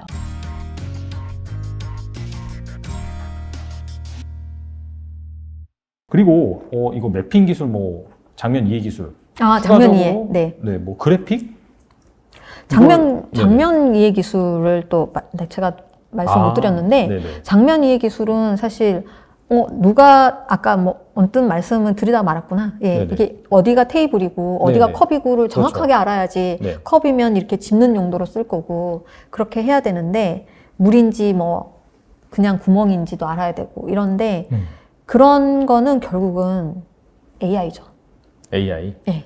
학습을 통해서? 그렇죠. 학습이 빠질 수가 없어서 그러려면 결국은 실시간으로 여기서 뭔가 학습을 하는 정보들을 여기 안에서 하든지 아니면은 원격지에서 해서 내가 보고 있는 카메라 정보를 그 클라우드, 엣지 클라우드 이런 데 보내서 얘가 뭐다라는 정보를 실시간으로 얘를 뿌려줄 수 있어야 되죠. 그러다 보면 네트워크가 빠질 수가 없어요. 여기에서 어느 정도 분류를 해서 던져준다 해도 어쨌든 갔다 와야 되잖아요. 그렇죠. 네네. 아니면은 여기 안에서 어느 정도 커버를 해야 된다고 할 수 있는데 여기 안에서 그러면은 컴퓨팅 파워가 커지면 배터리 소모가 커지겠죠. 그런 이슈들이 있어서 그러면 여기가 무거워지고 그러면 사람들이 잘 안 쓰겠죠. 이런 어떤 물고 물리는 이슈들이 있어가지고 사실 조금 엔비디아 쪽에 또 이제 인터뷰를 해봤을 때도 엔비디아는 우리의 그런 GPU 솔루션은 AR 글래스로는 절대 안 들어갈 거다 라고 생각을 하더라고요. 그래서 그러면 너네는 뭘로 솔루션을 제공할 것 같아? 라고 얘기를 했더니 우리는 클라우드 서버, 엣지 클라우드 이쪽으로 해서 실시간으로 스트리밍을 줄 거야. 여기에서 렌더링 너네 못해. 여기가 발열, GPU가 지금 대충 네네. 아시잖아요. PC에 이렇게 네. 이만한 팬이 달려가지고 쿨링 하잖아요. 그러지 그렇죠. 않으면 웬만한 게임을 할 수가 없어요. 그 정도로 GPU가 발열이 심하거든요. 연산을 하려면 네. 그래픽 렌더링 연산량이 어마어마해요. 그런데 그런데 그거를 여기서 한다 그러면은 여기가 이제 저온 화상 입을 수 있는 것도 있고 그 다음에 배터리 소모도 워낙 크다 보니까 네. 이제 차라리 여기에는 퀄컴의 굉장히 작은 그래픽 유닛이 커버하고 나머지는 스트리밍으로 쏴주겠다 이렇게 생각을 하더라고요. 그러면 확실히 그 클라우드 산업이 발전할 수밖에 없겠네요. 네. 기본적으로. 네, 맞습니다. 확실히 그 하드웨어 기기에서 처리할 수 있는 부분에서는 한계가 있기 때문에. 네. 그래서 사실 엔비디아가 네. 지금 얘기가 막 흘러가는데 괜찮아요. 엔비디아가 한 몇 년 전부터 한 4, 5년 전부터 그 서버 쪽 클라우드 서버 쪽 비즈니스를 굉장히 활발하게 M&A를 했어요. 그래가지고 우리는 다들 얼마 전에 이제 그 결렬이 된 암 인수만 알고 있잖아요. 그렇죠. 주로. 네네. 근데 암은 모바일로 가려고 검토를 발열을 좀 줄이면서 저소비의 모바일이 암의 장점이었는데 그 부분을 이제 시너지를 내려고 원래 생각을 했었는데 그 인수를 하지 않고도 지금은 걔네들이 NDA 맺고 이미 개발을 어느 정도 했어요. 그래서 사실 아쉽지가 않다고 하더라고요. 약간 지금은 어떻게 보면 표정 관리하고 있는. 네. 그렇게 보시면 될 것 같고 그 대신 얘네들이 한 4, 5년 전부터 그 클라우드 서버 회사들 네. 운영하는 회사를 한 서너 개를 인수를 했어요. 그러면서 그 서버에다가 전부 다 네. GPU를 박는 거예요. GPU 묶음으로 박으면 네네. 거기가 다 AI 학습할 수 있는 그렇죠. 서버가 되는 거죠. 그러면서 그래픽 렌더링하는 서버도 되는 거고. 그렇게 해서 얘네들이 그 서버들의 구독 비즈니스로 지금 다 전환 중이거든요. 그렇게 해야지 자기네들 칩이 PC에 쫙 깔리고 나면 더 이상 안 깔리잖아요. 그렇죠. 네네. 그런 신규 소비처를 발굴을 하기 위해서 걔네들이 하고 그럼 그와 동시에 이제 지속 가능한 수입원을 만든 거죠. 그래서 그런 서버 비즈니스가 2020년까지는 걔네들이 손익분기점 못 넘었었어요. 네네. 그러다가 20년 하반기부터인가 21년부터인가 이게 흑자로 돌아섰던 그런 이력이 있어요.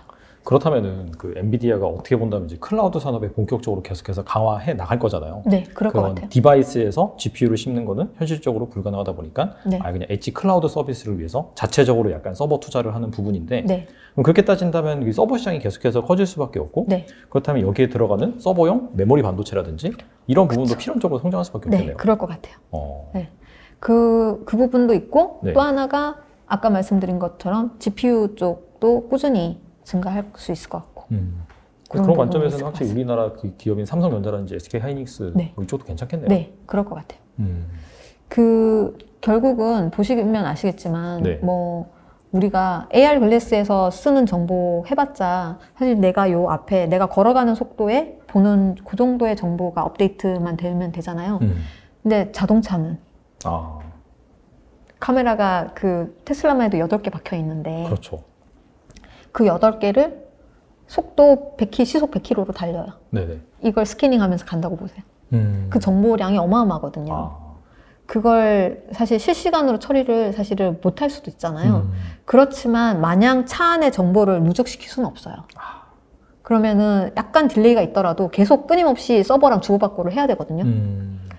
그래서 실제로 그 엔비디아 같은 경우에도 자율주행 하고 있잖아요. 네네. 이제 거기에서 걔네들이 이제 자율주행을 위해서 칩 한 개만 쓰진 않아요.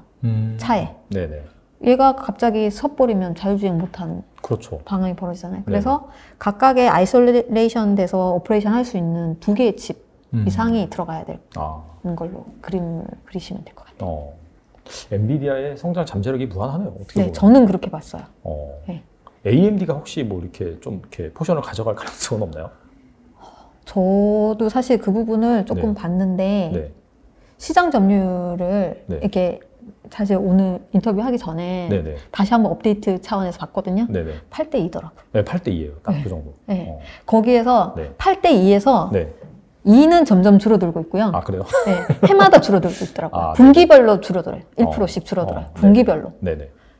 근데 그러다 보니까 1점 얼마로 지금 계속 줄어들고 있고 엔비디아는 그 줄어든 만큼이 증가하고 있어요.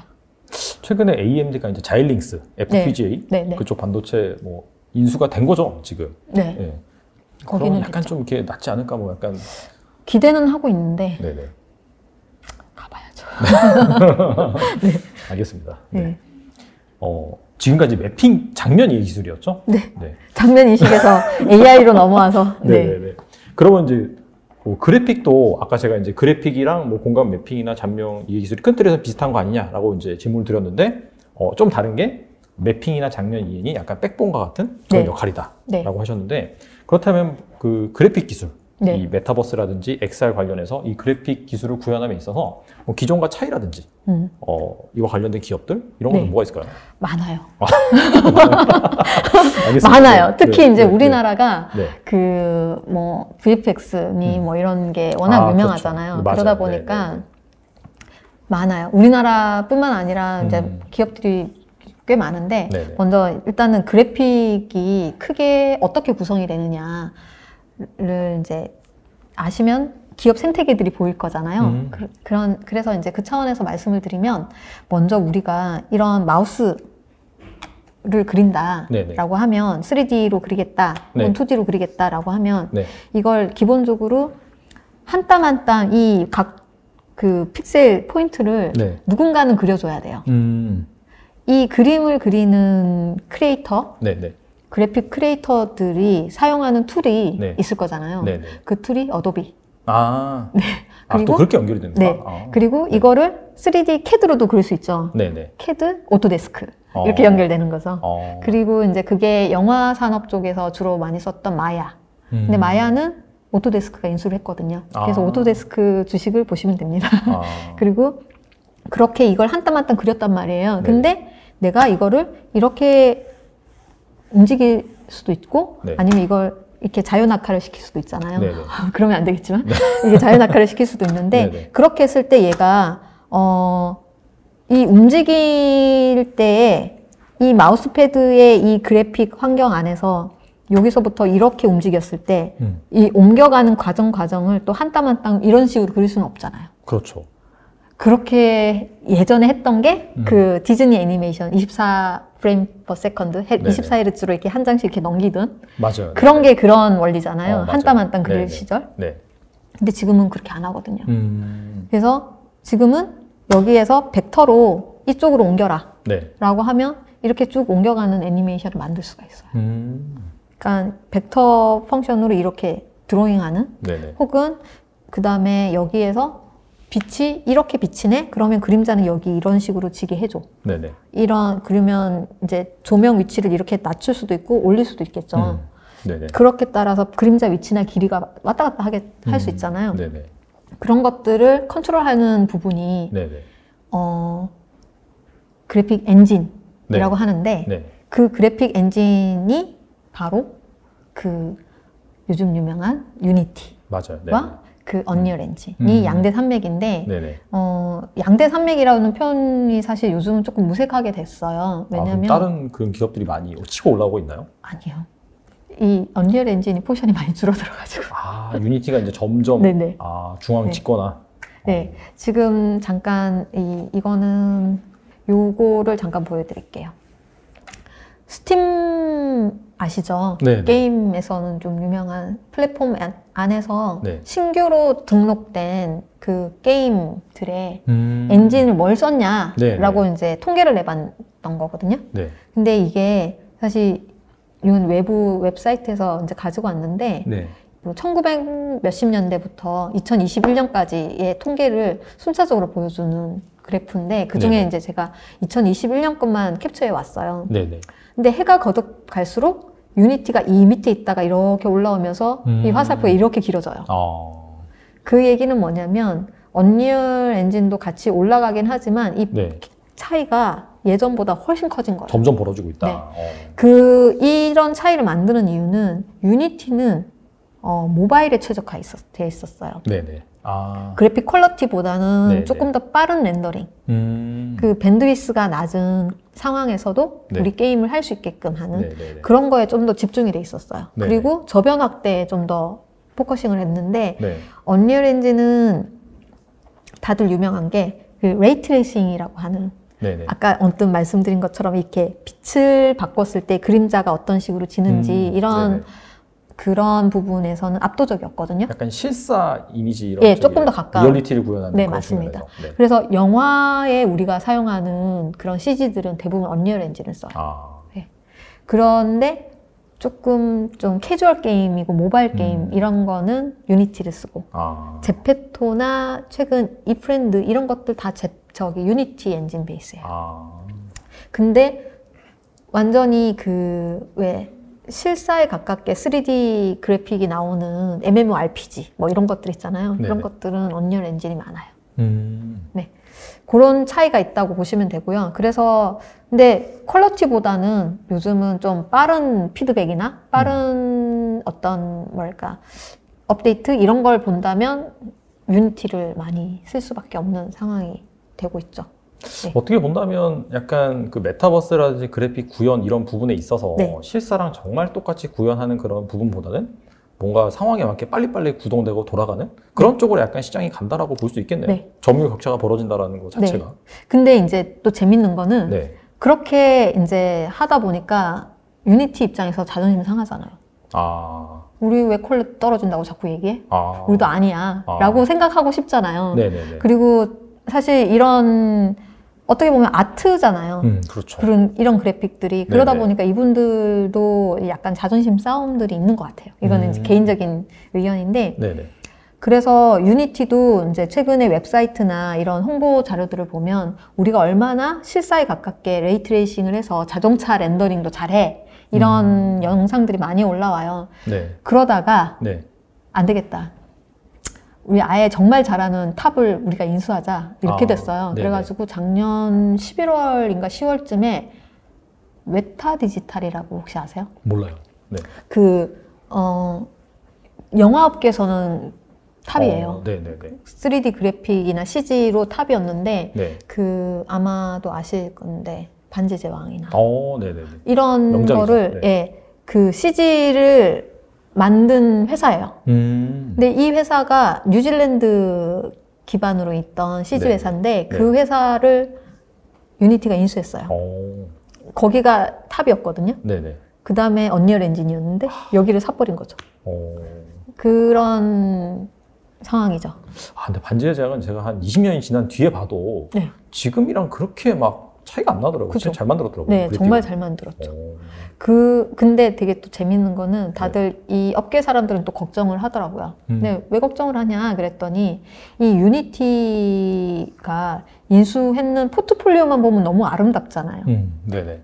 근데 그 웨타 디지털이 왜 하필 뉴질랜드에 있냐? 그건 궁금하시지 않으세요? 그게 글쎄요. 뉴질랜드가 그런 CG를 구현하기에 자연 경관이 너무 좋아서 그런가? 인건비 때문에. 인건비 때문에? 네. 원래 CG는 네. 미국이나 캐나다가 네. 더 많이 했어요. 그렇죠, 사실. 네. 네. 더 많이 했는데 네. 인건비 때문에 그 회사들이 다 사라진 거죠. 그 중에 일부가 뉴질랜드로 가서 영화 찍을 때 거기 정착을 하면서 CG 회사를 차린 거죠. 네네. 그러다 보니까 네. 근데 유니티에 다시 인수를 했어. 네. 그러면 뉴질랜드의 그 인건비가 다시 미국 기반 인건비로 되면 네네. 그게 걔네들이 과연 수지가 맞을 거냐 뭐 이런 우려도 있고 네네. 실제로 인수할 당시에 좀 적자가 좀 있었어요. 웨타 디지털이. 그래서 그때 웨타 디지털 인수했다고 하면서 유니티 주가가 훅 빠졌었던 그런 예, 그런 이벤트가 있었습니다. 네.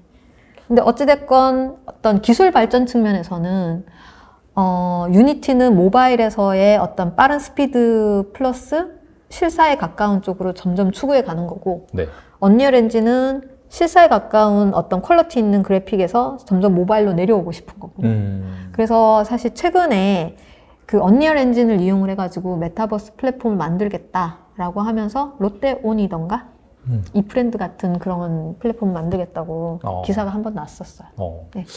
두 기업의 행보를 좀 잘 지켜보면 좋겠네요. 어차피 이제 두 기업 외에는 사실 그쵸. 범접할 수 있는 기업이 없기 때문에 맞아요. 메타버스 시장이 성장한다면 또 치고받고 하면서 두 기업의 점유율이 커지지 않을까 또 생각을 해봅니다. 그렇죠. 계속 해외 기업 말씀하셨는데 혹시 이런 그래픽 관련해서 우리나라 업체들의 위상은 어느 정도인가요? 궁금한데. 아까 말씀드린 것처럼 그래픽이 원래 캐나다, 미국 중심이었다가 그렇죠. 인건비 때문에 이렇게 됐다고 말씀드렸잖아요. 네네. 그러면서 우리나라가 급부상을 한 거죠. 최근에 이제 뭐 넷플릭스에서 나오는 뭐 우리나라 기반의 영화라든지 시리즈물이 좀 되게 좋은 평을 받잖아요. 네. 거기도 이제 우리나라 업체들의 CG가 좀 들어간 거잖아요. 많이 들어갔죠. 그래서 사실 대표적인 기업이 작년에 그 증시에 핫했던 위즈윅 스튜디오, 자이언트 스텝, 그 다음에 덱스터 요 세 가지가 상장사로 있고요. 근데 이게 아까 어떤 단계냐라고 말씀을 드리면 이 한 땀 한 땀 그리는 요 한 땀 한 땀 그리는 이 단계 플러스 요즘은 어느 정도 자동화가 되고 있어요. 이게 사실 라인 드로잉을 하고 여기 색깔 뭐 딱 찍으면 대충 쉐입을 만들어 주거든요. 그런 식의 반자동화를 서서히 하고 있는데 어찌됐건 사람 손이 가는 건 팩트예요. 그래서 이런 아까 말씀드린 이런 회사들도 인건비가 아닌 조금 더 자동화를 통해서 기업의 어떤 생태계를 좀 유지를 하려는 노력들이 계속 있고요. 그 다음에 비상장으로 두 개의 회사를 소개시켜 드릴 수 있을 것 같은데 아까 말씀드린 로지 회사, 로커스. 로커스가 경영권은 네이버로 인수가 됐지만 지금 업계 소문에 의하면 올 하반기에 상장이 될 거다.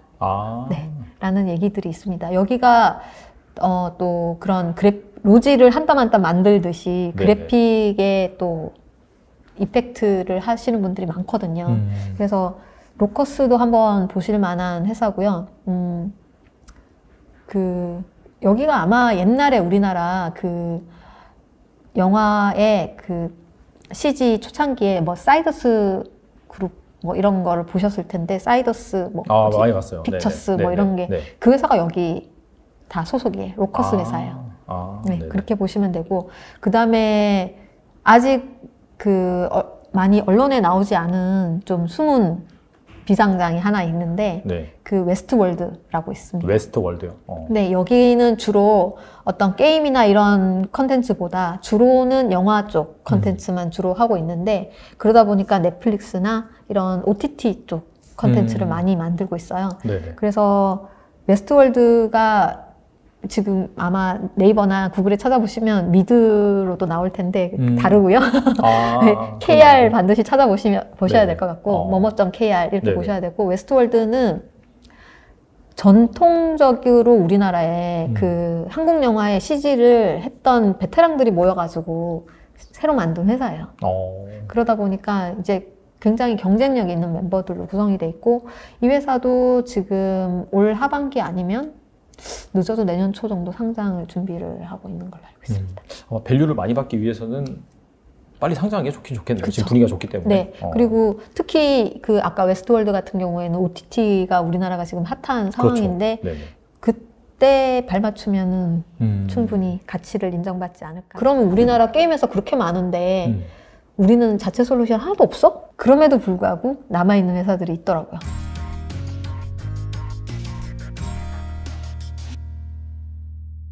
그리고 또 하나가 말씀드릴 수 있는 회사가 게임 회사긴 한데 네네. 아까 그런 그래픽 엔진을 말씀드렸잖아요. 네. 그런 그래픽 엔진이 그러면 우리나라 게임에서 그렇게 많은데 우리는 자체 솔루션 하나도 없어?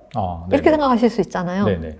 근데 예전에 우리나라가 그 게임, 모바일 게임이나 이런 PC 게임 한창 많을 때는 다 자체 솔루션이었어요. 근데 이게 버그 잡고 새 게임도 내야 되고 막 이러다 보니까 네네. 엔지니어들이 너무 갈아 넣어야 되는 거예요. 그러다 보니까 이게 수지 타산이 안 맞는 거죠. 근데 아까 그 언리얼 엔진이나 유니티 같은 그런 글로벌 기업 같은 경우에는 네네. 우리 엔지니어들이 자도 저쪽 끝에 있는 지구 반대편에 있는 엔지니어들이 버그 잡아주고 있잖아요. 전 세계에서 다 버그 잡고 있으니까. 네네네.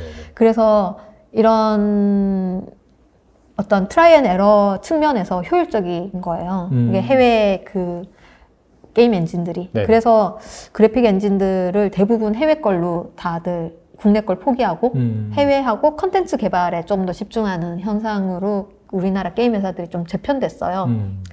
그럼에도 불구하고 남아있는 회사들이 있더라고요. 그 대표적인 회사가 펄어비스. 펄어비스. 펄어비스 네네. 작년에 이제 도깨비 영상으로 좀 센세이션 일으켰잖아요. 그렇죠. 네, 그게 자체 솔루션이에요. 거기에 왜 그 한반도 이렇게 둘러갈 때 바다의 그 물결과 햇볕 쫙 비추는 그 네네. 모습이 되게 멋있었잖아요. 네네. 그게 보통 물리 엔진이라는 표현도 하고 그 아까 레이 트레이싱 기술이 들어간다고 말씀드렸는데 그게 자체 솔루션이다 라고 생각하시면 좋고 약간의 그 국뽕을 조금 더하면 펄어비스가 잘 됐으면 좋겠다 이런 생각도 하실 수도 있지 않을까라는 생각을 하고 있습니다. 근데 이제 사실 선택과 집중을 하는 게 어떻게 본다면 그 수익성, 비즈니스 측면에서는 유리할 수 있는데 맞아. 펄어비스 같은 경우에는 그 기존 틀을 깨고 그래도 기술력 개발을 위해서 자체적으로 시행을 한다라고 했는데 이 부분이 그러면 긍정적으로 평가될 수 있다라고 생각하시는 거네요, 그러면? 네. 그 언리얼 엔진이든 유니티든 저변 확대 포커싱을 하잖아요. 네네. 어느 순간 이게 독과점처럼 되면 그때부터는 단가를 올리겠죠. 그렇죠. 네네. 그랬을 때 어떻게 될까? 를 생각을 해보면 충분히 가치가 있죠. 약간 그런 상황에서 반사이익을 볼 수 있는 네. 그런 기업이다라고 생각할 수도 있겠네요. 네.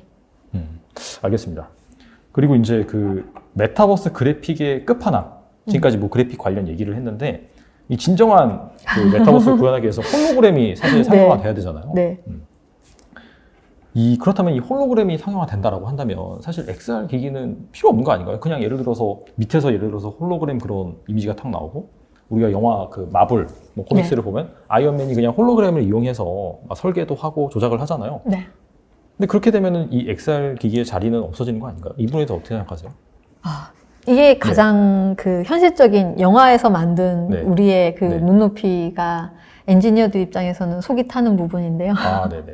이 기본적으로 홀로그램을 그 원리를 보면 이 되게 좀 어려워요. 왜냐면 기술이 네, 그러니까 기술도 어렵지만 저거 어떻게 만들지? 이런 생각이 들어요. 원리를 얘기를 들으면. 예를 들면 우리가 이 공간 안에 네네. 빛을 본다는 거는 네. 이런 머티리얼 같은 경우에 그냥 보이잖아요. 그렇죠. 빛이 반사되면서 그냥 보이는데 걔는 공간에 없는 공간을 머티리얼처럼 빛을 내야 되는 거거든요. 네네. 빛을 내야지 우리 눈에 빛이 들어오니까. 그렇게 하려면 어떻게 해야 되냐면 양사방에서 불꽃놀이 하듯이 빛을 네네. 쏴서 네네. 한 포인트에 다 맞아가지고 이쪽 편으로 쏴줘야 돼요. 제 눈 쪽으로. 네네. 근데 방금 말씀하신 것처럼 밑에서 이렇게 올라오면 여기서도 보이고 저기서도 보이고 를 원하잖아요. 네네. 영화에서는 그걸 보여줬거든요. 네네네. 근데 방금 말씀드린 것처럼 모든 빛이 모여가지고 한 방향으로 빛을 쏴줘야지 그나마 보여요. 근데 그러면은 저도 보고 사회자님도 보려면 네. 여기서도 쏘고 여기서도 쏴야 되잖아요. 네네. 그러려면 빛의 양이 2배로가 있어야 되겠죠. 쏘는 방향도 2배가 있어야 되고. 네네. 근데 여기 한 명이 더 있어요. 그러면은 그것도 2배가 돼야 되겠죠. 2배, 3배가 더 있어야 네네. 되잖아요. 네. 그런데 또 심지어 사람들은 무슨 상상을 했냐면 내가 이렇게 서서 보면 밑에가 보여야 돼. 이렇게 상상하잖아요. 네네네. 그러면 위로도 빛을 쏴줄 수 있어야 되거든요. 그 얘기는 그만큼 여기 안에 우리가 디스플레이는 한 면으로만 쏘는데 그렇죠. 이걸 양사방으로 360도를 다 부채로 빛을 쏠 수 있어야 돼요. 그럼 태양이죠, 거의. 그러면 이 안에서 끊임없이 발산을 하던가 아니면 어디선가에 수많은 빛을 쏴서 한쪽 면으로만 볼 수밖에 없는 거죠. 근데 이게 현실적으로 너무 어려운 게 아까 말씀드린 것처럼 이 공간에 허공에다가 빛을 막 쏴서 거기서 맞아서 어떤 이런 탁한 머티리얼처럼 빛이 나와야 되는 수준으로 하려면 무수히 많은 빛이 여기에 맺혀야지만 보일 거잖아요. 네. 그렇게 하려니까 우리가 예를 들면은 가로 FHD 1024x768이라고 칠게요. FHD가 아니고 그냥 HD 1024x768이라고 치면 네. 여기에 해상도만큼의 픽셀이 빛을 쏘면 네. 겨우 요만한 홀로그램을 하나 만들어요. 그것도 앞으로만 볼 수 있는. 근데 내가 이렇게 가거나 사회자님이 봤을 때는 이게 볼 수가 없는 거죠. 겨우 가까스로 전면으로만 쏘고 있으니까. 이런 문제들이 현실적인 문제가 생기다 보니까 홀로그래픽으로 우리가 옛날에 이렇게 뭐 스피커에 올려가지고 아이돌이 올라가서 춤추고 이런 거 그렇죠. 있었으면 좋겠다. 네네. 저희 대표님도 그걸 저한테 요청을 했어요. 삼성 시절에. 그래서 엄청 그것 때문에 TF 만들어가지고 검토하고 해도 무슨 수를 써도 현실적으로 안 돼요. 정통 홀로그래픽 기술로는 안 되는데 유사 홀로그래픽이라고 들어보셨죠?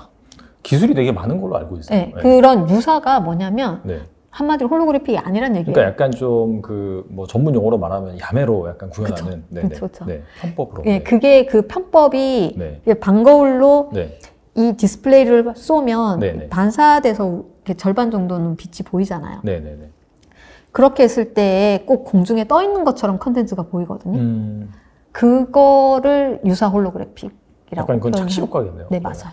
근데 대부분의 어떤 콘서트에 가상 그 가수들이 나와가지고 노래하는 거는 그런 식의 대신 주의를 어둡게 하죠. 그래서 그게 잘 안 보이게 그런 거울면이라든가 이런 게 안 보이게 해가지고 위에 반사면으로 보이는 걸 만드는 그게 유사 홀로그램이라고 얘기를 하고 있습니다. 약간 좀 상용화되기 위해서는 상당한 시간이 좀 필요하다. 그렇게 이제 생각을 하면 되겠네요. 알겠습니다. 네. 오늘 참 기술 관련돼서 메타버스, 뭐 XR 클래스 상당히 좀 그런 일반적인 그런 시장에서 주시장에서 접할 수 없는 그런 고급 정보를 많이 말씀해 주셨는데 엔지니어 출신이시고 또 이 IT 관련돼서 박사님이신데 그 메타버스 관련해서 투자를 한다라고 한다면 그런 투자자분들에게 마지막으로 좀 하고 싶은 말이 있으시면 해주시면 좋을 것 같습니다. 일단 저게 봤을 때 홀로렌즈라고 지금 자료 화면에 있는데 홀로렌즈 2가 2018년에 처음 이제 개발자 버전으로 나왔어요. 이렇게 둔탁하게 생긴 글라스로는 이런 기능들을 우리가 많이 합니다라고 주장은 했지만 이걸 끼고 우리가 밖을 나갈 수는 없어요. 그렇죠. 어디까지나 이거는 산업용, 이게 그러니까 엔터프라이즈용이라고 저는 생각을 하거든요. 거의 이 용접용 마스크랑 비슷한 느낌이죠. 그러네요, 진짜. 근데 이걸 보시면 레이븐 스토리즈라고 메타에서 작년부터 일반 대중한테 팔기 시작한 스마트 글래스예요. 네네. 근데 스마트 글래스라는 표현을 쓰는 이유가 XR이라는 표현을 안 쓰고 쓰는 이유가 얘는 디스플레이가 없어요. 디스플레이랑 그 컴바이너라고 아까 말씀드린 그것 빼고는 다 있어요. 퀄컴 칩도 AP가 들어가 있고 카메라 양쪽에 붙어 있고 네. 오디오 스피커 음성 인식되고 이 터치로 인식해서 온오프 가능하고 그럼에도 불구하고 디스플레이는 없어요. 근데 왜 그랬을까요? 글쎄요. 보시면 이 디자인이 굉장히 팬시하지 않으세요? 앞에 그쵸. 거랑 비교가 안 되죠? 네네네. 일반 대중들은 결국은 컨슈머용은 이걸 끼고 밖을 다녀야 되거든요. 그러면은 이게 내 얼굴 이미지의 일부예요. 네네. 그러다 보니까 아무 디자인을 쓸 수가 없거든요. 그래서 이런 디자인 수준으로 가면 좋겠다라는 거는 모두가 인정하는 거예요. 네네. 근데 이렇게 하자니 디스플레이를 넣을 공간도 안 나오고 현재 디스플레이 기술로는 이렇게 넣을 수가 없는 거예요. 그래서 얘네들이 타협 안 겸 파일럿으로 이렇게 오디오랑 카메라는 다 되는데 네트워크도 다 되는데 디스플레이만 없는 모델을 내놓은 거예요. 심지어 디자인도 이렇게 세 가지로 선택 가능한데 네. 호기심 있으신 분들은 직구를 해보시면은 좋을 것 같아요. 얼마예요 이게? 이게 현지 가격으로는 299불로 나왔는데 지금 제가 살려고 한번 온라인을 롯데온에 이게 팔더라고요. 네네. 근데 직구 코드를 입력을 하면 49만 원 정도? 그래서 배송까지 포함해서 네네. 되는 것 같아요. 이거 끼면 어떤 기능이 추가되는 거죠? 음성 인식이랑 뭐 라디오 듣거나 뭐 음악 듣거나 이런 것도 되고 카메라를 실시간으로 촬영을 돌아다니면서 할 수 있는 것도 되고 그리고 내가 어디 돌아다녔는지 순간순간 이렇게 촬영해가지고 이렇게 제 뭐 PC든 아니면 네트워크로 PC든 뭐 네네. 스마트폰으로 전송도 가능하고 그 뭐 우리 왜 스마트 스피커 이러면서 집에서 네네. 그 오늘 날씨 어때? 뭐 맞아요. 요즘 네. 교통체증 어때? 뭐 네네. 그 미세먼지 어때? 이런 거는 간단한 거는 다 되는 거죠. 약간 스마트 스피커의 모바일 웨어러블 버전이라고 보시면 될 것 같아요. 네네. 지금 현재 수준은. 네네. 근데 이 말씀을 드리는 이유가 네. 디스플레이나 광학계가 지금은 이게 여기 이 디자인에는 포함이 될 수 없는 수준이라고 말씀드렸잖아요. 그러면은 여기에 키는 결국은 아까 컴바이너, 광학계와 디스플레이 그리고 얘네들이 이 디스플레이가 이런 스마트폰에서도 디스플레이가 한 전체 배터리 소모의 40%에서 50% 정도 차지하거든요. 되게 많이 차지하네요. 네. 근데 이런 데서는 더 하죠. 야외에서도 보여야 되니까 굉장히 세게 때리겠죠. 그러고 이 뭐 도파로 이렇게 타고 간다고 말씀드렸잖아요. 네네네. 그 사이에 손실이 많거든요. 그러다 보니까 사실 10분의 1도 전송이 안 돼요. 좀 100을 때려야지 10이 나오는 거죠. 네. 그 수준이다 보니까 소비 전력이 그러니까 디스플레이가 너무 많이 먹는 거예요. 그러다 보니까 디스플레이 기술, 배터리 기술, 광학계 기술 이 세 개가 하나의 체인처럼 묶여 있어요. 네네. 근데 여기에서 명확한 거는 배터리는 자동차에 이렇게 한 그 2평 정도 깔리는 배터리 대비 요만한 거잖아요. 네네. 그러다 보니까 배터리 회사는 투자 가치가 없겠죠.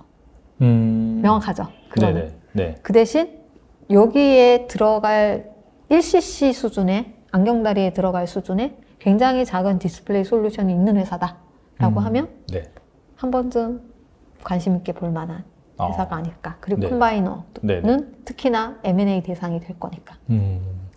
그런 생각은 들고요. 그다음에 이게 보시면 여기가 최근에 샤오미가 작년 연말에 우리 내년에 이런 거 출시할 거야 라고 공개했는 안경 스마트 글래스거든요. 네네. 이런 거 사실 끼고 다니면 사람들이 별로 안 좋아하겠죠. 디자인이 얘랑 딱 보시면 차이가 나네요. 그쵸. 심하죠. 저게 그냥 포샵한 건데 저 정도면 실물은 좀 더 그렇겠네요. 그리고 요거는 사실 XR 글래스에서 되게 센세이션을 일으켰던 매직립이라는 회사가 두 번째 버전으로 내놓은 건데 이것도 거의 고글이죠. 그쵸. 네, 이런 거는 밖으로 끼고 다니기에는 아무래도 한계가 있을 것 같아요. 그래서 이런 말씀을 드리는 이유는 우리가 만약에 길 가다가 갑자기 디스플레이 업체 1cc 수준의 기사를 본다거나 네. 그러면 그쪽 회사를 정말 눈여겨봐야 된다. 컴바이너 회사가 눈에 띈다? 그러면은 이게 M&A 될 만한 회사인지 아닌지도 정말 눈여겨봐야 된다. 이런 부분을 디바이스 관점에서는 의견을 드리고 싶고요. 그 다음에 또 하나는 아까 말씀드린 것처럼 그런 각종 엔진들 그리고 GPU들 이런 것들은 컨텐츠가 뭐가 됐든 쓸 수밖에 없는 그렇죠. 솔루션이잖아요. 네네. 그런 것들을 주의 깊게 보고 있다면 우리가 서부 개척 시대 때 돈관 캘 때 청바지 팔고 곡괭이 팔아가지고 돈 벌 때 그 시절에 청바지와 곡괭이가 아닐까라는 생각이 드는 거죠. 알겠습니다. 오늘 또 이렇게 최원희 박사님 나오셔가지고 정말 일반적인 그런 주식장에서 들을 수 없었던 기술과 관련된 또 깊이 있는 말씀을 나눠주셨는데 이해가 안 되신다면은 또 여러 번 돌려서 보시면 좋을 것 같고요.